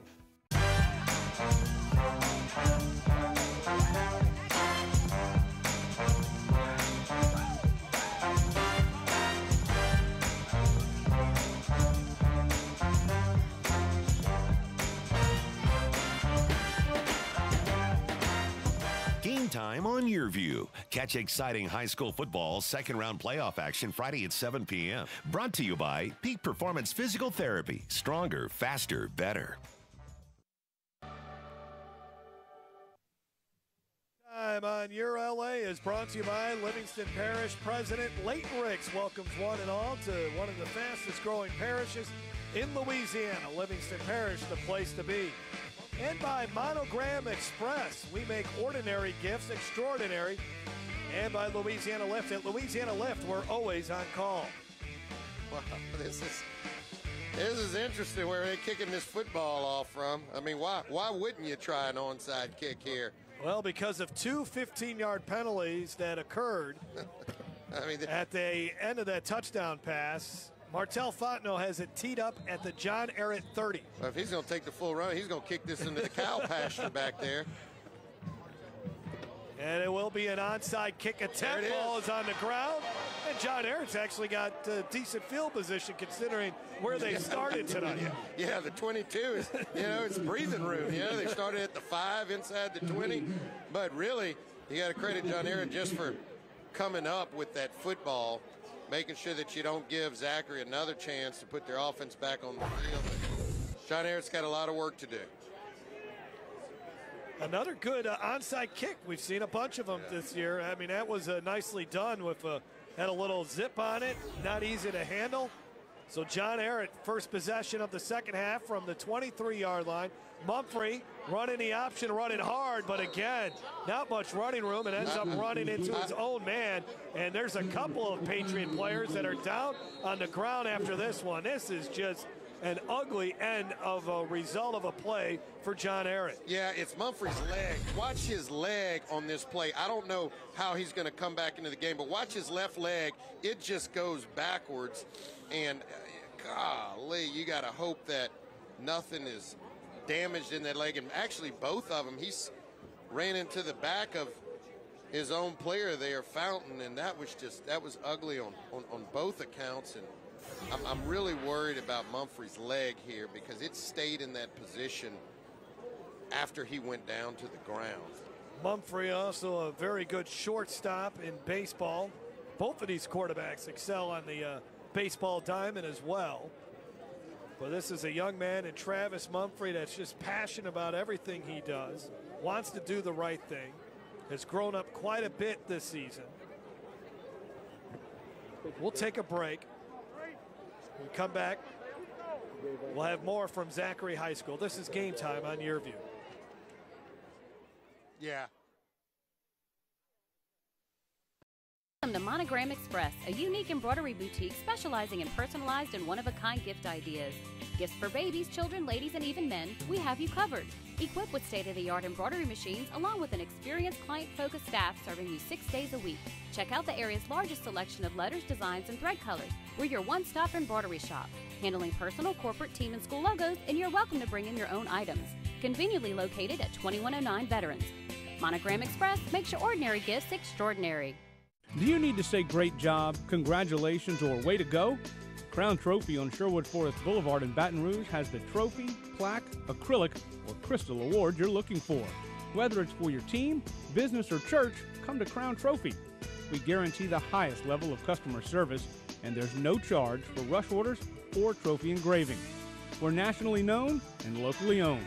Visit us online to view our catalog at www.crowntrophy.com. Well, some great news here. Travis Mumphrey able to at least walk off the field on his own power. Remains to be seen if he'll be able to re-enter the football game, but the starting quarterback for the Patriots is now on the sidelines. And we have a new quarterback now for John Ehret. And this is Terrell Brown, who is now lined up as your quarterback. But it looks like we have a penalty called on Zachary as somebody was lined up in the encroachment against the defense, number 57. 5-yard penalty, still second down.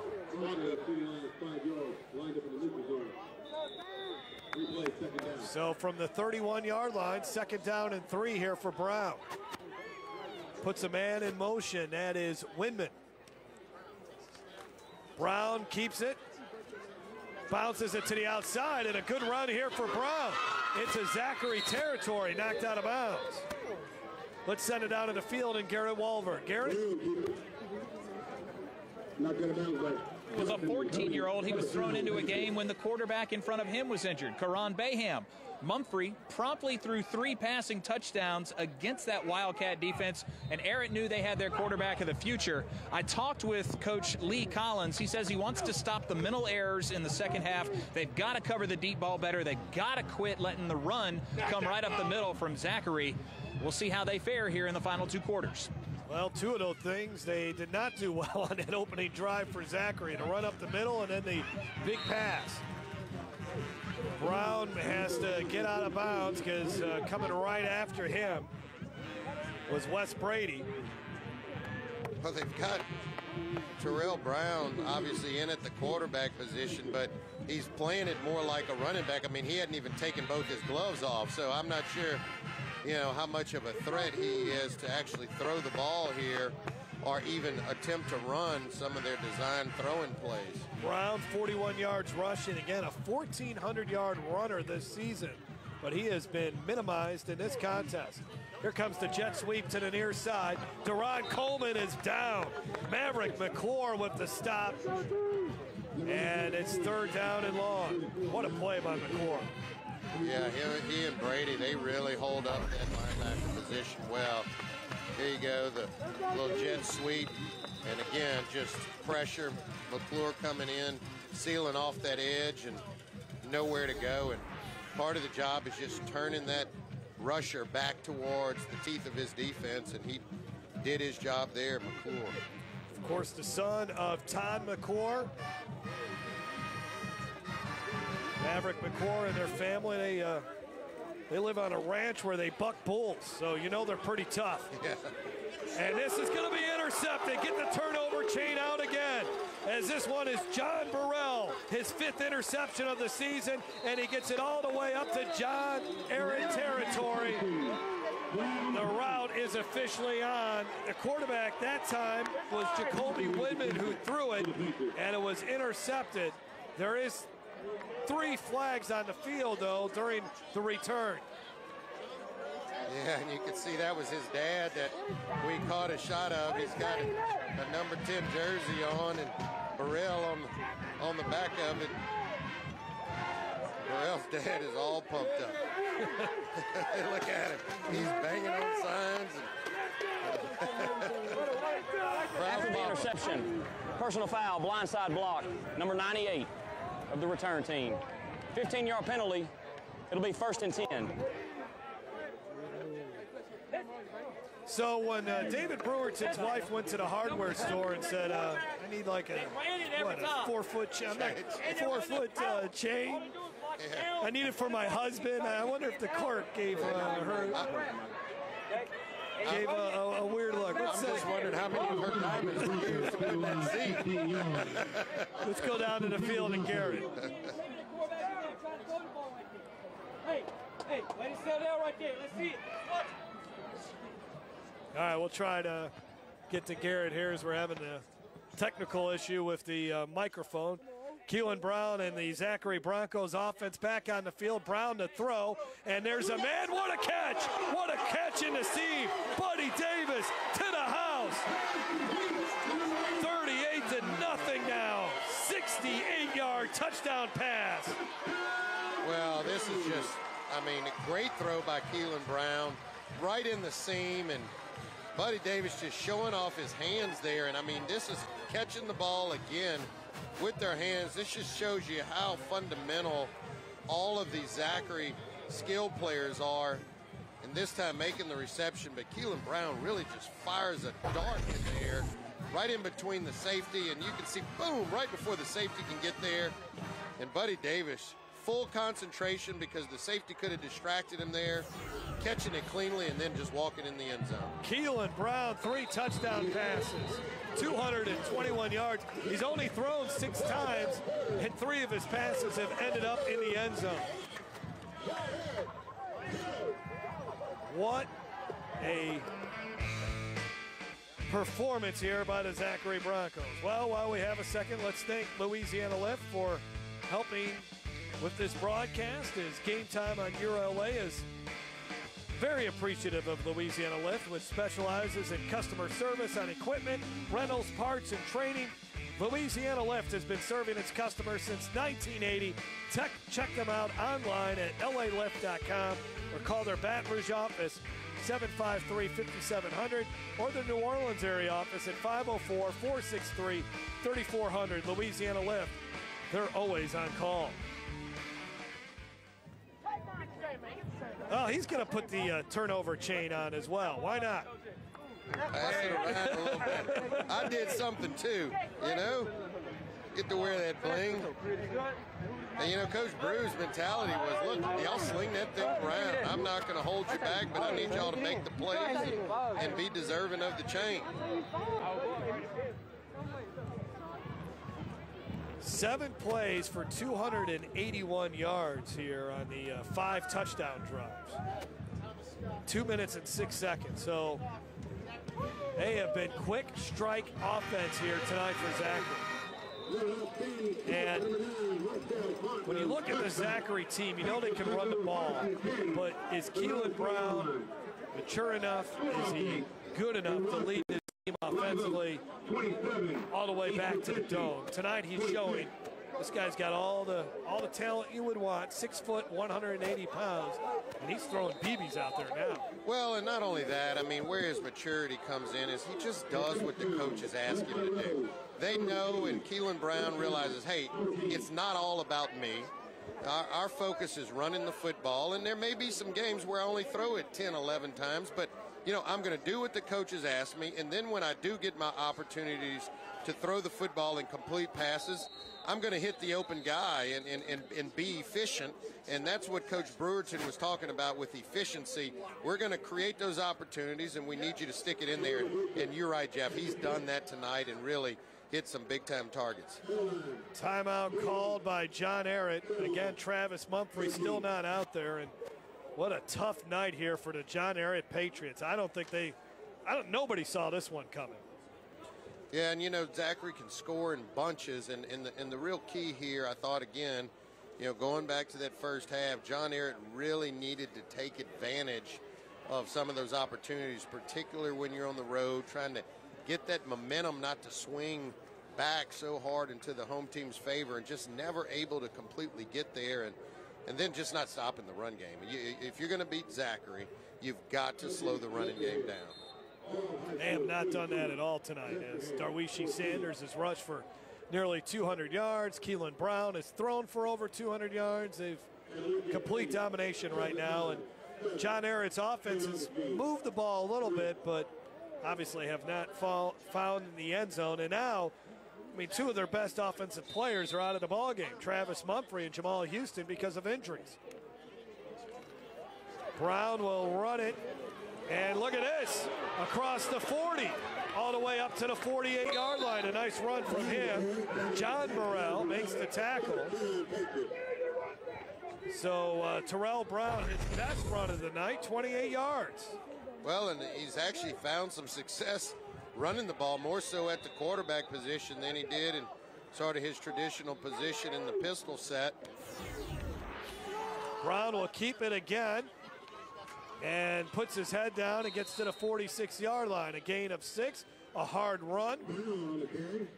The inability to really get Terrell Brown going in the first half was a big negative for John Ehret in the first half. Yeah, and they stuck with it, and they really stuck with that ground game, and just, you know, couldn't convert, couldn't pick up yards, and it was putting them in third and long situations, and you know, you're really putting yourself behind the 8-ball against a Zachary defense like He's going to throw. It's not the greatest pass in the world.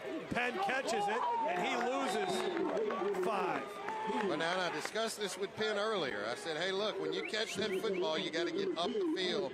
You're just not going to have time to dance against Zachary. And look, when he gets his football, he's got to get up the field. But watch, he turns around, he's dancing a little bit. Yeah, that's just not going to work. These defensive players are just too good. And that was Rodarin Alexander showing, hey, I'm not going to go for all of those fakes. Got my eyes focused on your belly button, and I'm going to take you out. Brown will run on third down, and there's nothing there. Maverick McClure bottled him up. Ball comes out loose, but it was after the whistle blew. So what was a promising drive from John Ehret stalls at the midfield mark.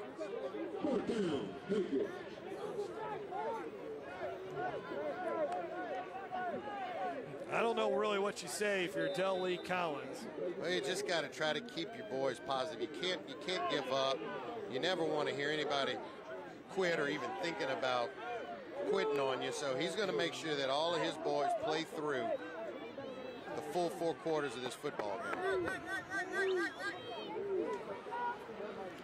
Punt try coming up here from Esdras Quinones. Rugby-style type punt. Whitfield backs away from it. And it'll be down at the 22-yard line, and that explosive Zachary offense is back on the field.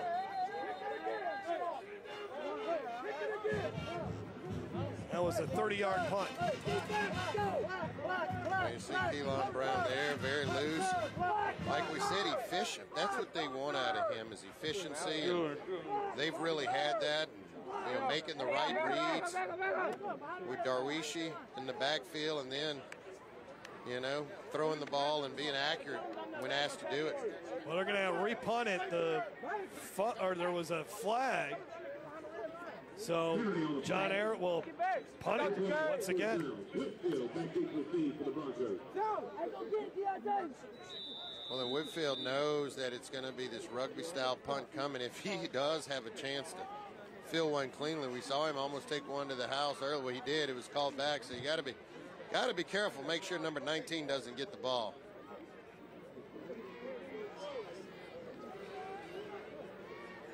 Let's go, Chad. You.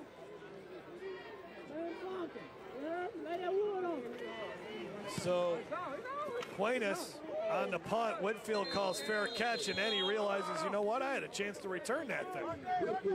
Let's send it out of the field to Garrett Walford. Garrett? Thank you very much, Jeff. Over on the John Ehret sideline, the athletic trainers have wrapped an ice pack around Travis Mumphrey's left knee. Now, he is up and standing with his teammates, or was just a moment ago. Right now, it's unlikely he's going to come back into the game, so looks like you have the backup QB running the offense for now. Well, the winner of tonight's ball game, which looks to be the Zachary Broncos up by 38, would play the winner of Airline versus Sanoma. But the 12-seed Airline is up big, 28-13 in the third quarter. So that would mean that Zachary would go on the road and visit Shreveport next week. And then the other thing in this, of course, if Zachary gets past Airline, they would have to go back on the road the following week, because if West Monroe was their semifinal opponent, because now in the high school football playoffs, and really all of the playoffs in the LHSA, in the semifinals, the home team is always the team with the higher seed. Oh, there's a fumble on the ground, and somehow Zachary got it back. That ball was right in the hands of the John Ehret defender, Earl Barquette, and it just went out of his hands again, and Zachary gets it. Yeah, when the ball's not bouncing your way, it's just not bouncing your way. And Earl Barquette, at first, he picked this ball up so cleanly, I thought he was going to have a chance to return it for 6. Watch how this ball just bounces almost cleanly right into his hand. He's going to scoop it. He's got it ready to run, and then loses it when he gets tackled and right back into the hands there of R.J. Allen. 3rd down and 9. Zachary 1 of 3 on 3rd downs. He stands in there, throws, and it is caught, but not much of a pickup there for Chris Simmons, as he is brought down before he gets to the 1st down marker. He's about 4 yards shy, and Zachary will punt the football away under 5 minutes to go in this 3rd quarter. Well, and that lets you know, hey, the John Ehret team has not given up. They're still playing hard defensively. Zachary still had all of their starters out there in that series, so they were clearly still trying to get points, forcing them to punt. See, maybe John Ehret can put something good here. Ron Coleman, who's got some good speed, ready to return this, but a good punt by Fontenot high. Coleman's got to call fair catch, and he does so, and grabs it at the 30-yard line. We'll take a break. 4:18 left to go in this 3rd quarter. It's all Zachary in the 2nd round playoff matchup. This is Game Time on YurView. Performance Physical Therapy, we treat the athlete in everyone, from long drivers to unlucky drivers. If your doctor prescribes physical therapy, ask for Peak Performance by name, getting you back in the game of life. Sports in America is one of those rare things that brings everybody together. When those lights come on, it doesn't matter what's been going on at home, at church, in the community. It's just an amazing experience just to see the camaraderie that Friday nights bring. And that's why sports is such a valuable tool to society, to America. At Peak Performance Physical Therapy, we treat the athlete in everyone, from the soccer star to the soccer mom. If your doctor prescribes physical therapy, ask for Peak Performance by name, getting you back in the game of life. Back here on the Game Time, 38-0. Zachary leading John Ehret in this 5A playoff game. The Patriots have the football again. And here is a handoff, but nothing doing. Is looking at Broncos defense all over that, led by Rodarian Alexander. Also there defensively was Raheem Matthews, as we're starting to see some new numbers come out there. Gain of about 3 or 4 for Terrell Brown. And Alexander's really had a good game, primarily in run support, coming up and supporting his linebackers and closing down in space. Second out and 7. Hands it off here. This is Deron Coleman. Coleman gets first down and more. He's got that good speed all the way up to the 46-yard line. A pickup of about 13. Again, John Ehret now really short-handed because starting quarterback's out of the ball game. Jamal Houston, their second leading receiver, left with an injury late in the first half. So attrition hurting Del Lee Collins' team as well. From the 46-yard line now for the Patriots. Brown will keep it, and he gets across to 50. Good tackle there. Again, Taylor Milton, another tackle, pickup of 6. As we're approaching the 3-minute mark of the third quarter. There he goes. Terrell Brown's taking that glove off now, so he might be willing to put a few of these up in the air. He's obviously become the quarterback, because you see Mumphrey there, towel over his head. He's clearly not going back in the game. Anytime you have ice on you, that's an indication that your night is likely over. Terrell Brown and Travis Mumphrey are both juniors. Both guys, of course, will be back next season. Brown to the left, and just nothing doing there. Again, Taylor Milton coming up and playing the run strong, forcing Mumphrey out of bounds, or excuse me, Brown out of bounds. Tough night for Brown. Really couldn't get going in that first half. Actually, the only real success he's had running the football is when he went to the quarterback position, because Mumphrey went down, and he's been able to find a few holes back there in the quarterback position. Third down and 4. He's one of the hardest workers on this team is Terrell Brown.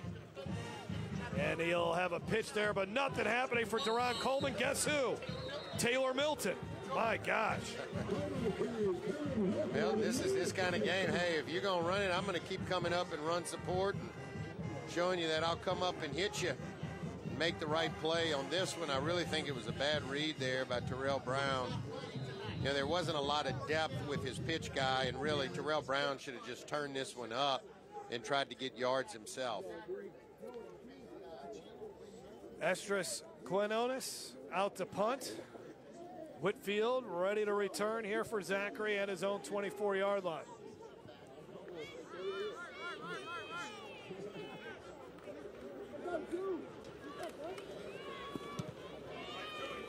Whitfield has to go run and get it, and then it takes a sideways hop on him, and it's down at the 11-yard line.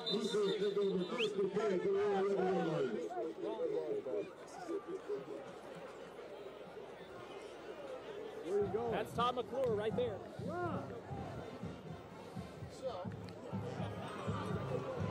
Looks like there is a flag, though.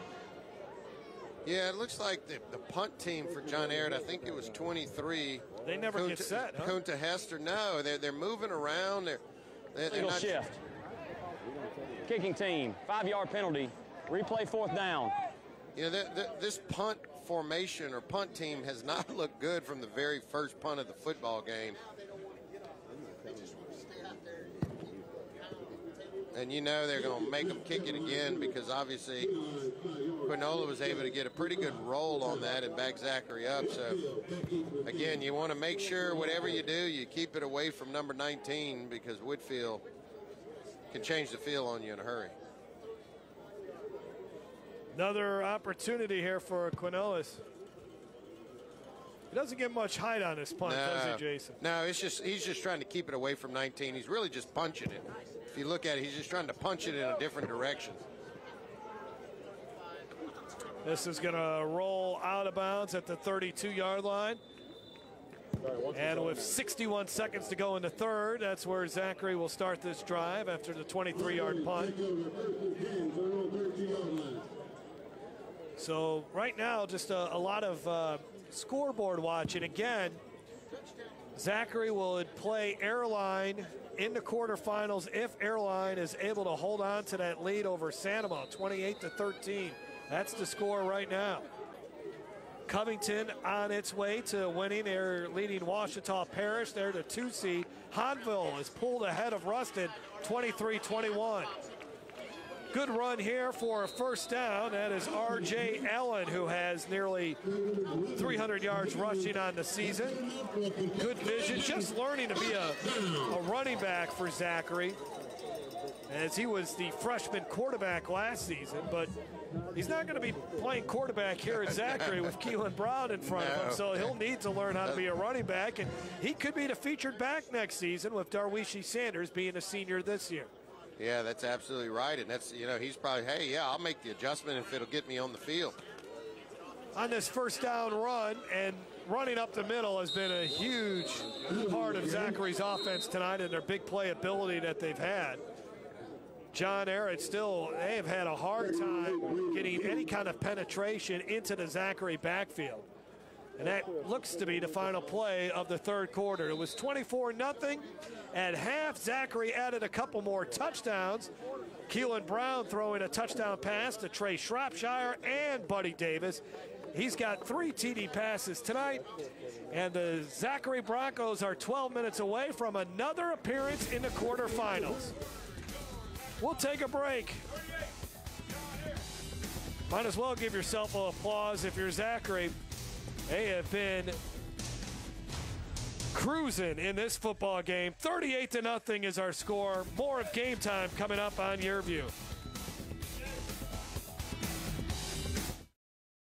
Best barbecue is Podna's, smoked to perfection for fall off the bone good eating.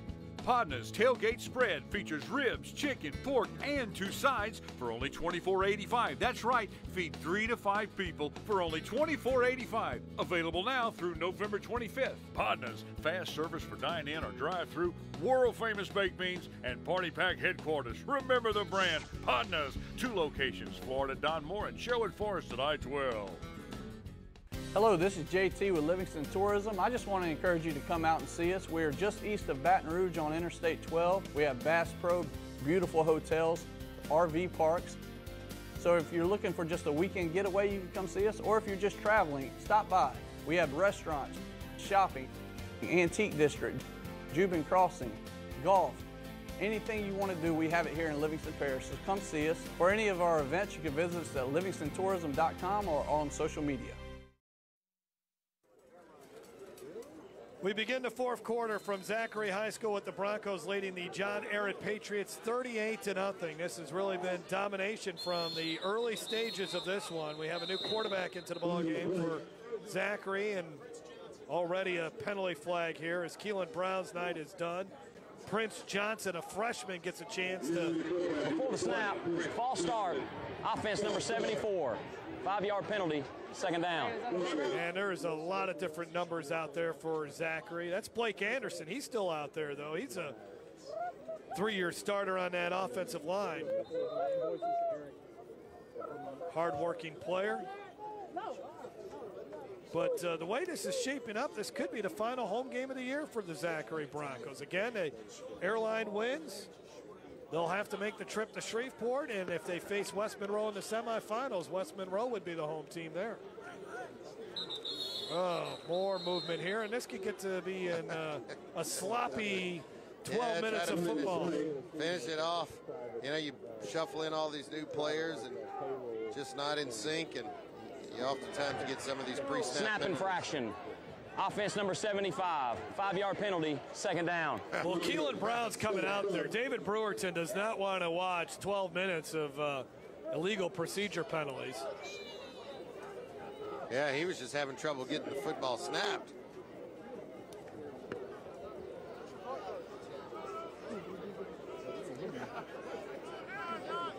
I was hoping maybe he could give his backup some experience. They like to do that here. You get deep in the playoffs. And next year, if your number's called, you have some playoff experience. And this is caught by Sean Burrell. Only his third catch of the season. He's the younger brother of John Burrell. I was telling you earlier about this. I mean, this guy's got some serious speed. 1 to 400 meters as a freshman. Time of 46.296. He ran 46.19 at the Great Southwest Classic, which broke a 15-year-old's national class record. So you're talking about one of the fastest 15-year-olds in the country on the field right there. Yeah, that's moving. That's getting it done. 3rd down and 8. And look out, and there's a sack. No chance at all there for Prince Johnson, as Lucien Bavino, who we thought would make a huge impact in this football game, one of the few times we've called his name tonight. Yeah, we featured him at the front, and you know, Coach Dale Lee, when you talk to him, he really thought Lucien Bavino would be a big factor tonight, and you know, he just was excited to see him get out there and play, and just, you know, that whole defensive front hasn't been a factor for John Ehret. Fontenot, a high punt, and look at this bounce and roll he is going to get. As again, Zachary continues just to perform well on every phase of the football game. We'll take a break. 10:28 left to go. A 50-yard punt for Fontenot. Southern University is keeping close tabs on him. We'll be back. This is Game Time on YurView. I'm delighted to tell you about Southshire today. It's a premier Baton Rouge community coming just east of Baton Rouge. It will have a diversity of home sizes, from townhomes to homes with 0 lot lines, as well as estate homes. If you would like more information, please call us at 225-921-2427.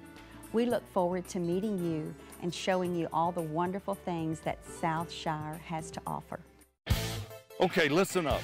I know you offer great auto rates, local agents, fast, friendly claims, but do you want to be a legend? You got to get tough, kid. When I'm done with you, nothing's going to keep you down. Great talk, Brett. Can we get back to your auto quote now? All right, sure. Great. Get great auto rates and local agents at favrates.com from Farm Bureau Insurance. How about some water? No, thanks. I'm good. 38-0 is the score, as Zachary in complete control of this game over John Ehret. A close one over on the Division I side, with Curtis leading St. Paul's 28-21 with 2 minutes left. And then the other close one that's really a surprise, involving a #1 seed, is the Carr Cougars struggling with Carver. How about this form tackle? You want to play football for Zachary? Well, that's how you do it. John Burrell with a great tackle. Let's send it down to Garrett Walver. Garrett? Thank you very much, Jeff. There aren't a lot of high school football programs that have a 14-year NFL vet on their chain gang. You got to love being out here supporting your son's team. I do. It's a great view. It's better than being up there hearing all the coaches in the stands, you know, so I enjoy it, being down here on the field. Todd McClure, talk to us a little bit about how this program has grown so much, the great job David Brewerton's doing. Coach Brewer's done an unbelievable job. The facilities here, the program, we got one coming right at us. The program is unreal. You see the excitement around the community, and I'm just glad my son's a part of this program. They've already got one state title under their belt. Do you like their chances to get to the Dome in the Prep Classic this year? I do. They still got some work to do. You look at what West Monroe's doing up there in the north part of the state, and hopefully we'll make a trip up there after last year, the outcome we had, and get a chance for redemption. One last one for you. Tigers win in Knoxville tomorrow? Oh, no doubt. They're rolling right now, playing really good football, and I think Coach O.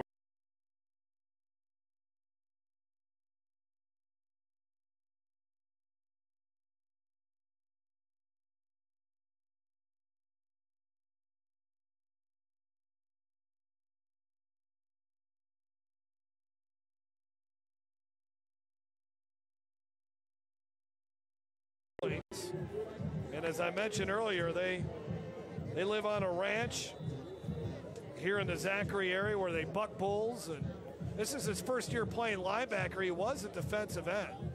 But Todd McClure, I mean, what an NFL career he had with the Atlanta Falcons.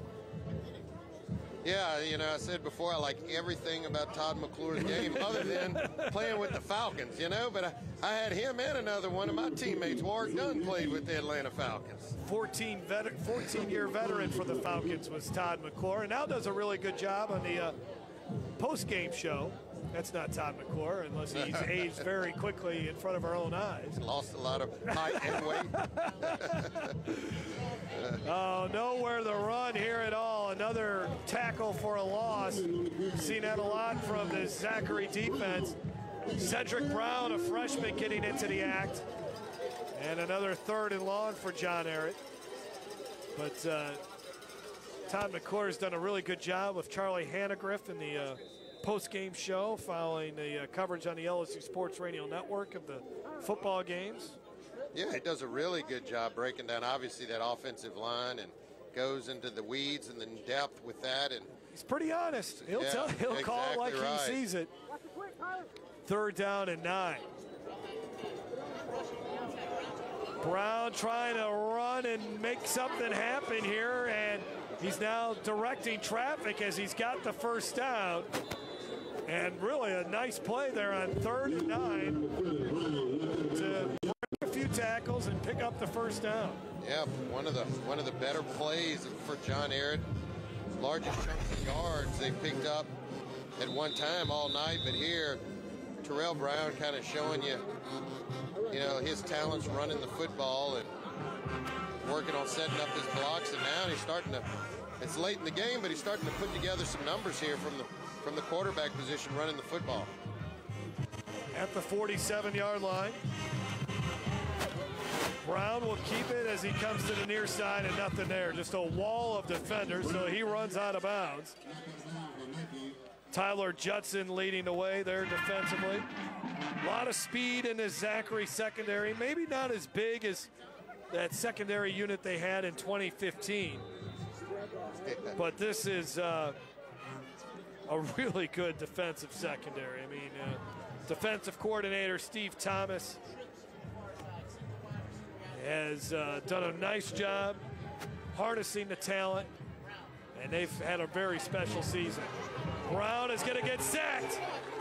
Again, the freshman, Cedric Brown, tackling Terrell Brown. Well, I'm getting the kick out of watching John and Sean Burrell's dad. I mean, if you could see him leaning over the fence down here, you would think that Zachary's down by 10 points.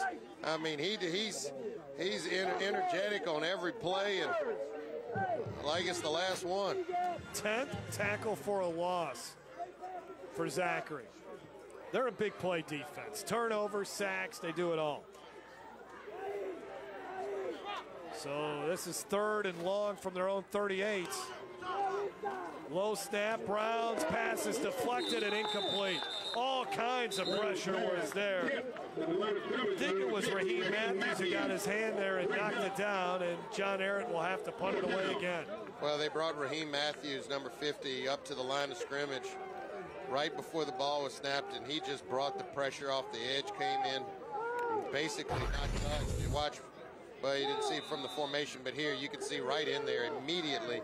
Got those big paws, those big mitts up, and knocked the ball down. Didn't allow for any chance on that play for John Ehret.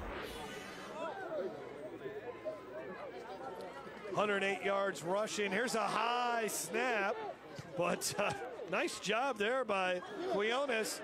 Whitfield now trying to return it back the other way, and look at this.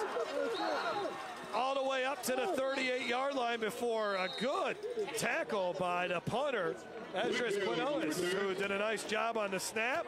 Had one of his better punts of the night, and it makes a nice tackle there on Whitfield. Well, yeah, you're right. He handled the snap, and it looks like it's one of his better punts, but on that one, he kicked it directly to Chandler Whitfield, and obviously you got to kick away from that guy. You see, when he gets a chance to field it, he actually dropped it on it. He tried to field it out of the air and dropped it, able to pick it back up, and then it's just nothing but speed on the outside there. 21-yard punt return. And Prince Johnson in at quarterback for Zachary with this drive starting at the John Ehret 46-yard line. And a good run there up to the 33-yard line as they are still having a lot of success running in between the tackles. That was R.J. Allen. Finals are coming in. Hahnville defeated Ruston tonight, 23-21. John Curtis gets past St. Paul's 35-21. Evangel defeats Rummel 14-7, and it is a final. The Catholic Bears advance, beating St. Aug's 7-3. Ball at the 33-yard line. And another good run here for R.J. Allen. Allen inside the 10, all the way up to the 9.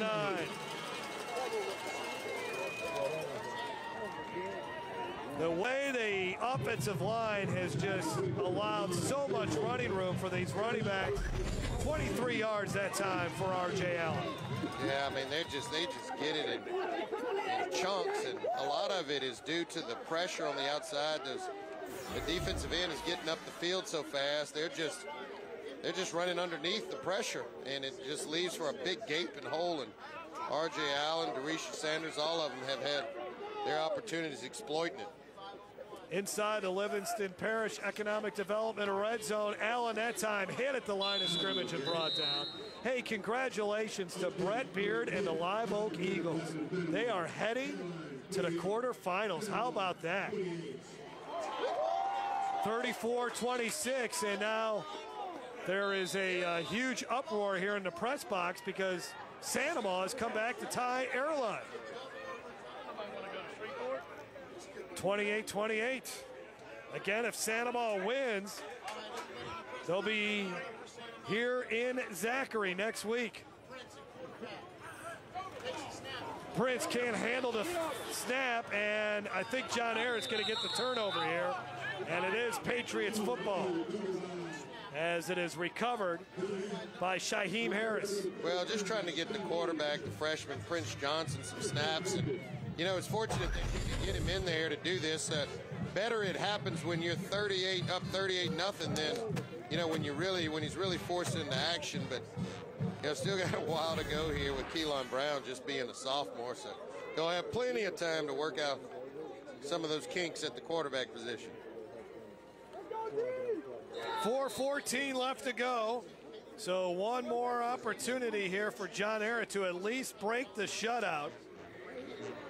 Zachary has not allowed a point yet in the playoffs. They shut out Mandeville last week, 38-0. Finished off the regular season by beating Bel Air 49-0. So week 9 was the last time they gave up any points when they defeated district rival Scotlandville 39-6. Here's a pass that is incomplete. Ray John, no, they're going to say he got a foot in bounds, huh? Well, let's say it was right, bang, bang on the Ray Jones. Ray had a good catch earlier in the game. Let's see if he gets that foot down. Got the ball, foot down. That is great camera work by the Cox crew there. Yeah, nice job in throwing the football was Jacoby Windman.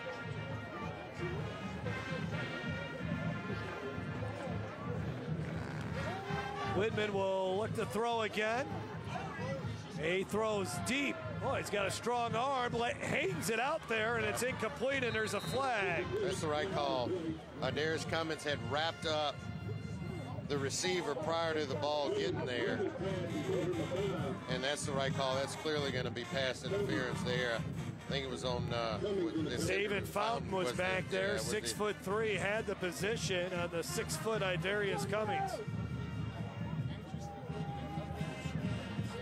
I was hoping that maybe John Ehret would have tried some of this a little bit earlier in the game, even after losing Mumphrey,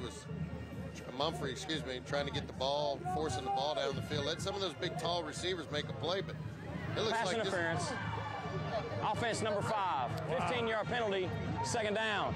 Yeah, I was wrong, Jeff. I did not see that. What I saw was Cummings with his arms wrapped around Fountain's waist, but maybe Fountain did something earlier in the play where he pushed off.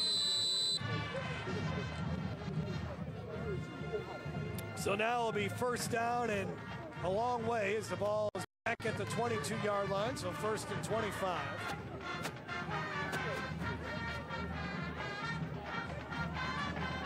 Windman, the third different quarterback to play tonight for John Ehret. Mumphrey injured. Terrell Brown, more of a running QB. 4 men rushing, and they still get some pressure on Windman, who throws on the run, and there's a catch over the middle once again. Nice grab there by Ray Jones. Well, and Wyndham's giving him a little spark, obviously, again, late in the football game, but you know, he's coming here, he's forcing the ball downfield, he's giving his receivers an opportunity to make a play. And Jones now has 7 catches for 128 yards and a nice grab over the middle in traffic. Doing a good job extending the play. 1st and 10 now at the 46-yard line. More pressure. Windman from his back foot, and it's intercepted. Picked off by Rodarian Alexander. And that is the 3rd interception of the night for the Zachary defense, and the turnover chain is coming back out. Rodarian Alexander's played really well in run support. This time he shows you that he can also play well in coverage. No, did they break the? I thought maybe they broke. It can't break the turnover chain. It's still good. It's solid. It's ready for the quarterfinals. We'll take a break. More of Game Time coming up here on. If your business is looking for growth opportunities in the capital region, find out why Livingston Parish is the place to be. We have available sites, tremendous access to and from your facility.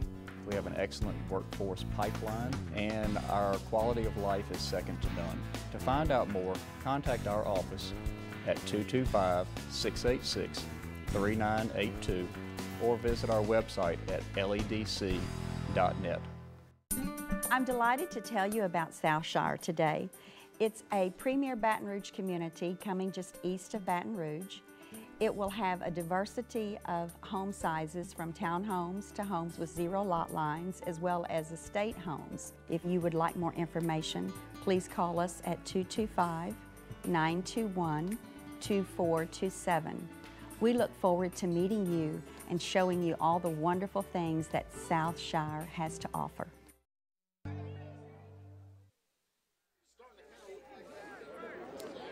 Well, it's the 3rd time we've seen the turnover chain out tonight. Rodarian Alexander with the interception. Zachary's offense is back out on the field. And a good run here for a few yards, as Zachary will look to try to milk the rest of this clock off and get ready for the quarterfinals. R.J. Allen, the carry.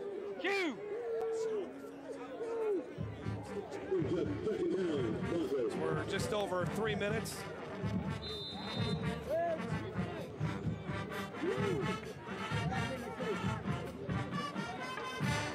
This game was, there you look, 2015, the 5A football champs. What a job David Brewerton has done during his time here at Zachary, trying to bring Zachary to at least the semifinals for the 4th consecutive season.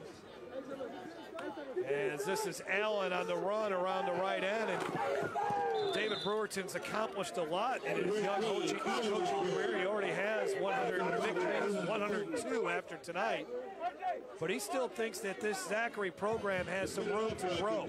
He wants this to become a school that is known nationally, playing one of those national games where you're playing the best school out of Georgia or Alabama or wherever it may be, Texas. And they have that potential, and we talked about it earlier. I mean, your quarterback is a sophomore. A lot of your stars on defense are just juniors, or in some cases sophomores. So even if this season doesn't end in a championship, I mean, this is a Zachary team that's not going away anytime soon.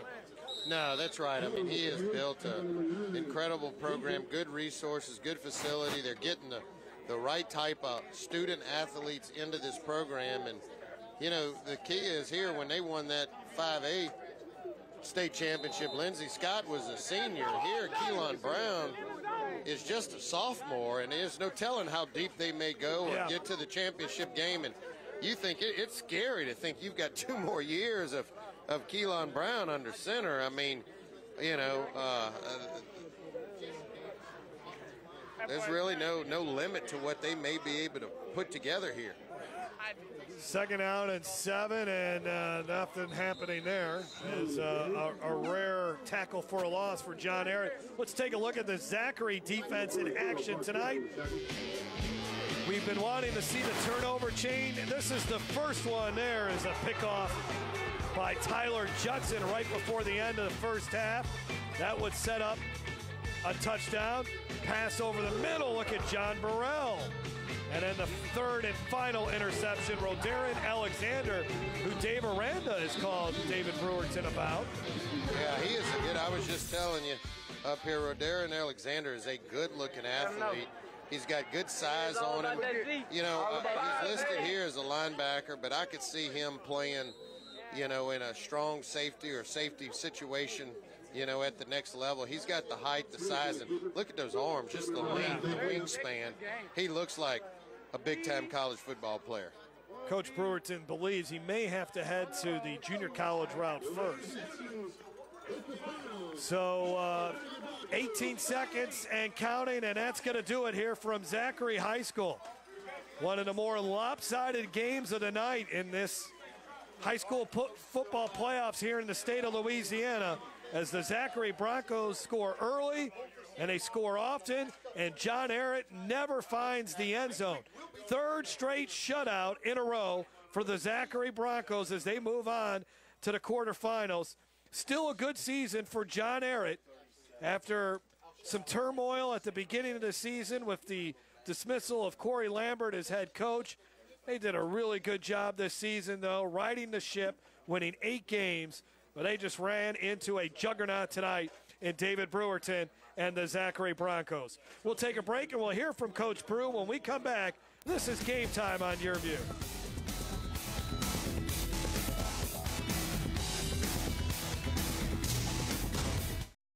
Performance Physical Therapy, we treat the athlete in everyone, from the three-point shooter to the three-piece suit. If your doctor prescribes physical therapy, ask for Peak Performance by name, getting you back in the game of life.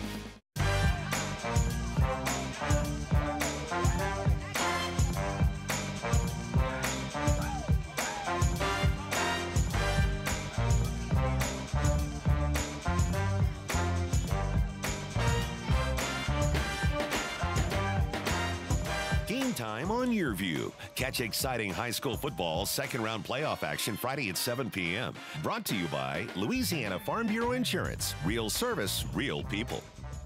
At Peak Performance Physical Therapy, we treat the athlete in everyone, from the Grand Slam hitter to grandparents. If your doctor prescribes physical therapy, ask for Peak Performance by name, getting you back in the game of life.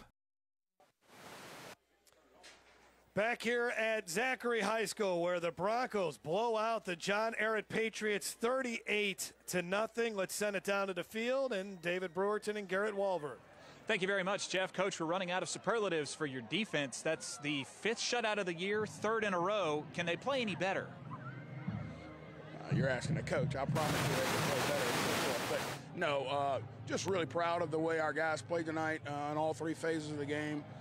Right now our defense is playing tremendous, and they're setting up some great opportunities for both our special teams and our offense. So anytime you have those many chances in positive field position offensively, it gives you a great opportunity to put points on the board. Talk to me about the atmosphere out here tonight, packed grandstands. Don't know if it's going to be your last home playoff game of the year or not, but tonight everybody got their money's worth. Yeah, they did. I can't say enough about our community. They're here week in and week out. I think we had something like 7 or 8 home games this season, plus 2 playoff games, and they're here every night, and I can't thank them enough for the support they give our program. Coach, we'll be watching you next week in the quarterfinals, 4th year in a row. Congratulations. Great, thank you. All right, thanks a lot, Garrett, and congratulations to Coach David Brewerton and the Zachary Broncos. We'll take another break, and when we come back, we'll wrap things up from the Bronco Corral. 38-0 the final score on Game Time. Okay, listen up. I know you offer great auto rates, local agents, fast-friendly claims, but do you want to be a legend? You got to get tough, kid. When I'm done with you, nothing's going to keep you down. Great talk, Brett. can we get back to your auto quote now? All right, sure. Great. Get great auto rates and local agents at favrates.com from Farm Bureau Insurance. How about some water? No, thanks. I'm good. Louisiana's best barbecue is Podna's, smoked to perfection for fall-off-the-bone good eating. Podna's tailgate spread features ribs, chicken, pork, and 2 sides for only $24.85. That's right, feed 3 to 5 people for only $24.85. Available now through November 25th. Podna's, fast service for dine-in or drive-through, world-famous baked beans, and party pack headquarters. Remember the brand, Podna's. 2 locations, Florida, Don Moore, and Sherwood Forest at I-12. Game Time on YurLA is brought to you by Livingston Parish Economic Development Council, reminding you that Livingston Parish is the place to be. And by Louisiana Farm Bureau Insurance, ready to serve you with auto insurance, homeowners insurance, life insurance, and more. Real service, real people. And by Gary Lewis Properties, from apartments, condominiums, and townhomes. Gary Lewis Properties, a top provider in Baton Rouge of residential and commercial property for rent. Final score here tonight, 38-0, as the Zachary Broncos scored within the first minute and 20 seconds of this game. Never relented. Looked like there was an opportunity for John Ehret to get back in this game. In fact, when they were down 10-0, they moved the ball within the inside the 1 yard line, but did not score on 1st and goal inside the 1. That changed the game. I said at the point, I don't know how John Ehret can recover from that moment, and they did not. Let's go to our airing it out play of the game, brought to you by Cox Home Life. And this 94-yard touchdown pass, Keelan Brown and Chandler Whitfield, who outruns the Patriots defensive secondary and Brandon James. And that was a huge play there. Keelan Brown threw for 221 yards, 3 touchdowns. And he also had some good help on the ground from Darwishi Sanders, 172 yards rushing, who really made it look easy because of that big Zachary offensive line was dominant here tonight. Yeah, Zachary was just very efficient, both offensively and defensively. You know, Keelan Brown played a great game, but played within the system, got Darwishi Sanders going, and then when he had opportunities to make big completions, he hooked up with his receivers, and then the explosion on offense. But give credit to Zachary, this defense. I mean, the various shutouts they've had this season, and they are clicking on all cylinders and looking very powerful as they head through this playoff bracket. And for John Ehret, again, as I mentioned a few moments ago, nothing to hang their head at this point. I mean, they played They just ran into a Zachary team that they were rocking on all cylinders tonight, were the Broncos. And John Ehret, still a very good year considering what happened at the beginning of the season, losing their head coach. And then they were able to muster, and they had some good wins this season. So they beat Hahnville. Hahnville's a team that's heading to the quarterfinals in the playoffs, and this John Ehret team beat Hahnville earlier this year. Well, and they've got a talented group of juniors that'll come back, and, you know, John Ehret, they never gave up. Obviously not the scoreboard that they wanted, but they fought hard and fought to the end. They had a couple key injuries tonight, as well as just not taking advantage of some opportunities early in the game. So that will do it for our coverage of this second-round playoff game. The Zachary Broncos shutting out the John Ehret Patriots 38-0. For Garrett Walbert, Jason DeClaire, I'm Jeff Palermo. Thanks for watching Game Time on YurView.